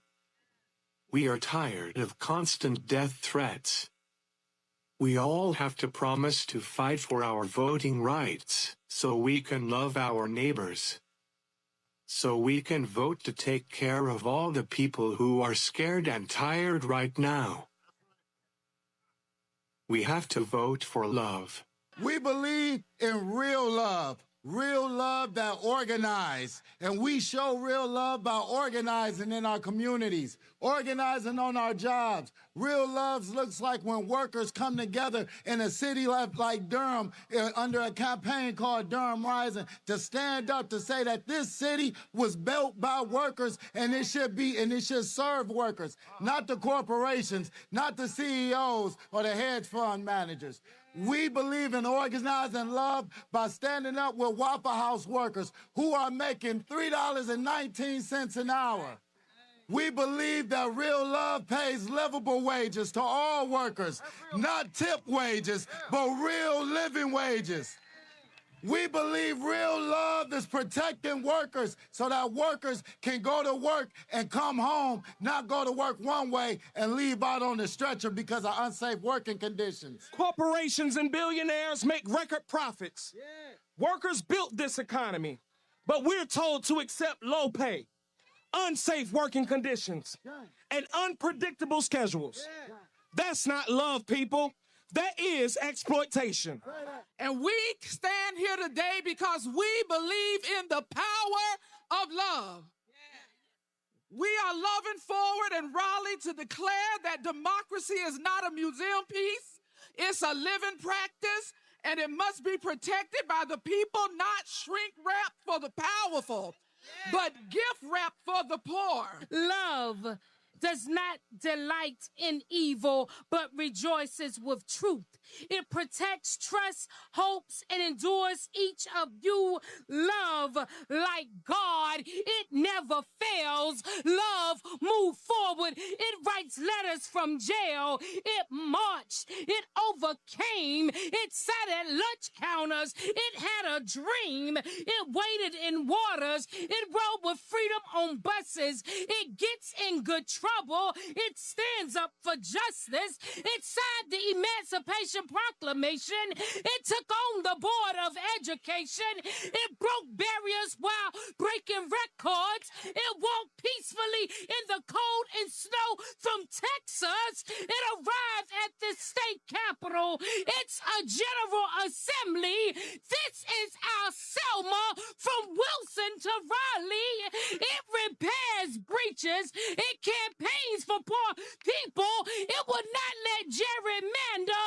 It created men that are equal. You see, love, it will mobilize. Love, it will strategize. Love, it will legalize. But you first gotta visualize. You write it down. You make it plain. Love replaces fear. Love replaces pain. It will pay a living wage. It will end poverty. It will welcome immigrants. It will rule the majority. It will end state voting rights. It will support public education. It will restore religious values. It is the core of our nation. It will provide health care for all. It will save our environment. It will not choose sides. Its truths will be self-evident. It will melt away ice, hearts that are frozen and cold. You guys know this isn't of love. You gotta let that hate go. Ice out, love in, because then and only then will love win. Just follow the sun. Look to the skies above. These three remain faith, hope, but the greatest, and that don't mean the greatest of these is love. Yes, their troops are in the street. Yes, their masked men are knocking on our doors. Yes, they are now talking more about nuclear power. But we are here to remind them that love has proven down through the history to be stronger than all of this. Yes. And so, my brothers and sisters, here we are today. Here we are today, and today, since Wednesday, we've been marching. We started in Wilson, in the old district, Toby Fitch, that they've gerrymandered to steal and rob a seat. We started the day before the day early voting began, and we're here today to declare that when we leave here, we're going back to our communities across this state, and we're gonna take love and organize everybody we know. And we're going to say to them, it's time to voice your love and vote your love and stand in the vitality of your love, because we need love to be victorious one more time. And so if you love seeing people out of poverty, it's time for us to love forward together. If you love seeing people make a living wage, it's time for us to love forward together. if you love to see the establishment of justice rather than the establishment of injustice, it's time to love forward together. If you're tired of seeing 87 million people either underinsured or underinsured, and you want everybody to have health care, it's time to love forward together. If you would rather see a nation put more money in public education, training our children's minds, than putting money in bombs to kill our people's future, it's time to love together. If you want to see a nation that recognizes that power is not supposed to be used to hurt and to beat people, but power is supposed to be used to lift and help people, it's time to love together. If you would love to be in a nation that cares about everybody, that believes that empathy is a virtue that we all should have, that looking down on people should only happen when you're looking down to pick them up, it's time to love together. On every street corner, on every step, down every tobacco road, through every cornfield, through every corner, through every road, it's time to love together. And let them tell us not what we can do. For we come from people like Harriet Tubman. She didn't have Snapchat. She didn't have email. She didn't have a cell phone. She didn't have social media, but she had love in her heart. She had a made-up mind. She had a strong constitution, and she got 700 people out of slavery, even though she had epilepsy. Don't tell us what we can't do. Our ancestors took on this nation before. It's just our time to take it on today. And while we're taking it on, I want to suggest, with just a little bit of preaching, that we ought to sing while we're doing it. And we ought to sing that song that never fails. We shall overcome.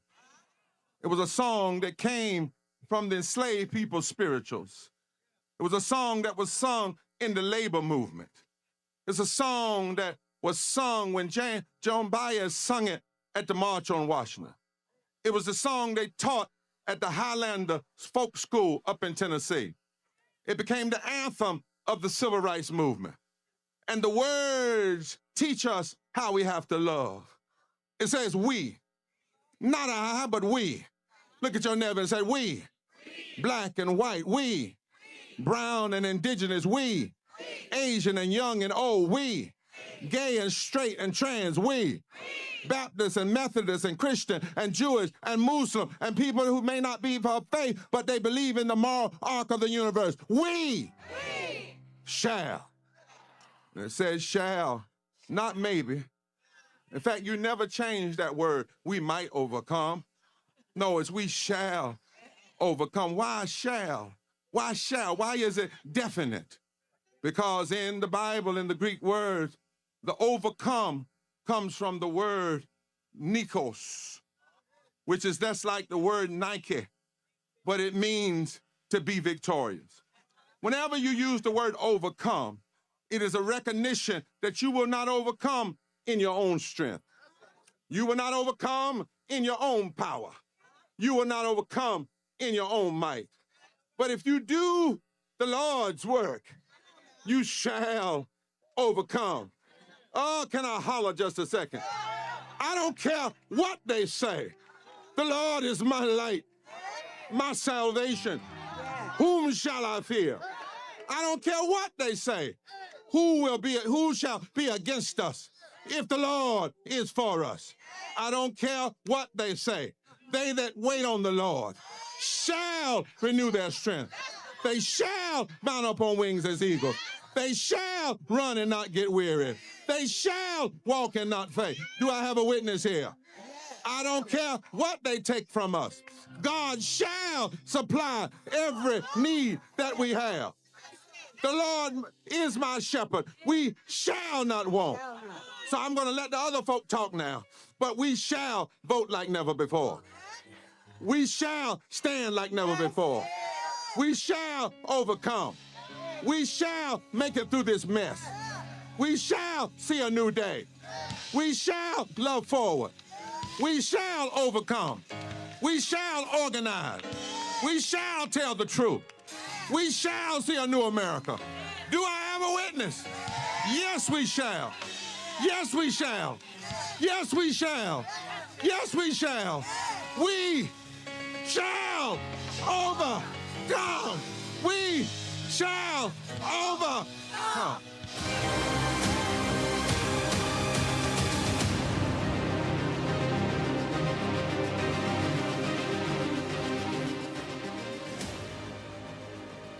Folks, if y'all want to see the full rally, just go to our Black Star Network app or go to our YouTube channel, and you can see the full discussion. We're going to have a lot more happening with repairs of the breach because, again, this election is really critical, and we got to be informing our folks, empowering our folks, mobilizing and organizing the best we can. Y'all, that is it. I had a fabulous time at the NBA All-Star Weekend. Let me shout out my man Mark Tatum, Deputy Commissioner of the NBA. See, hey, Scott, it's some Capitals out there I like.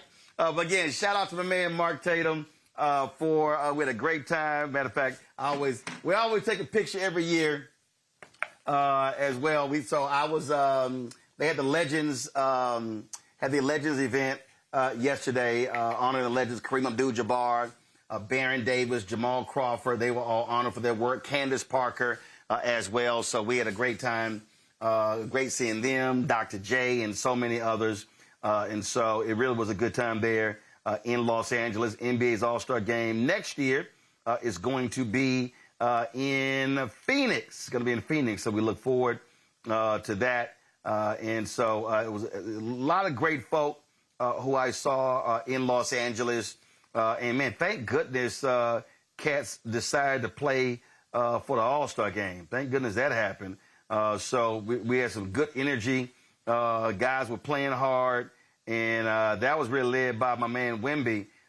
He was doing his thing, y'all, in the All-Star Game, and so it was great to catch that. So a lot of different things, and and one of the things that we often talk about, I often share this, is that a real big difference between the NBA All-Star Game and Super Bowl is that. Is the cultural reality. The NBA, of course, 60+% African American, and what happens at the game, you have a lot of things that go on at the game involving African Americans. A lot of brothers and sisters out there who are doing good, they're sponsoring things, they're having their foundation stuff, and so.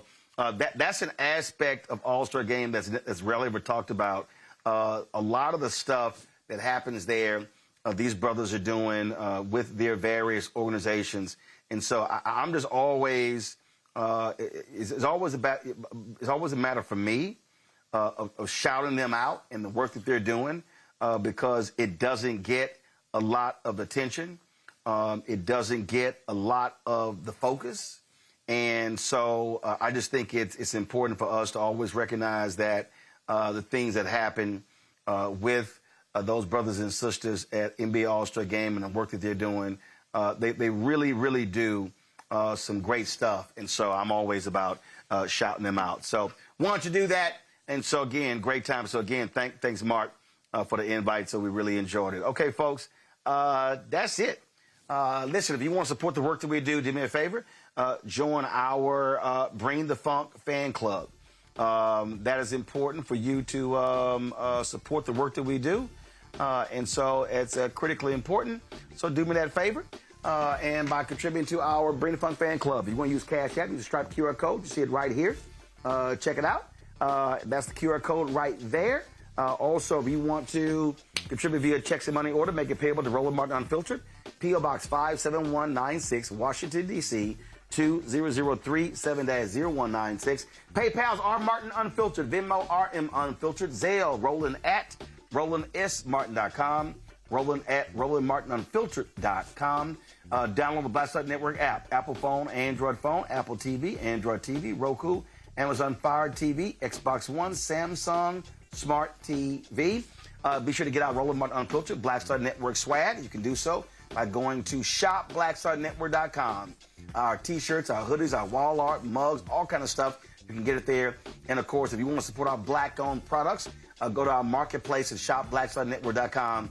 And be sure to get it there as well. So check that out. And so, again, shopblackstarnetwork.com. All the products you see are Black-owned, and when you support them, you also are supporting this show as well. And don't forget, download the app Fanbase, y'all. Download the app Fanbase. And so that's important as well. That's it, folks. I'll see y'all tomorrow right here, Roland Martin Unfiltered on the Black Star Network. Holla!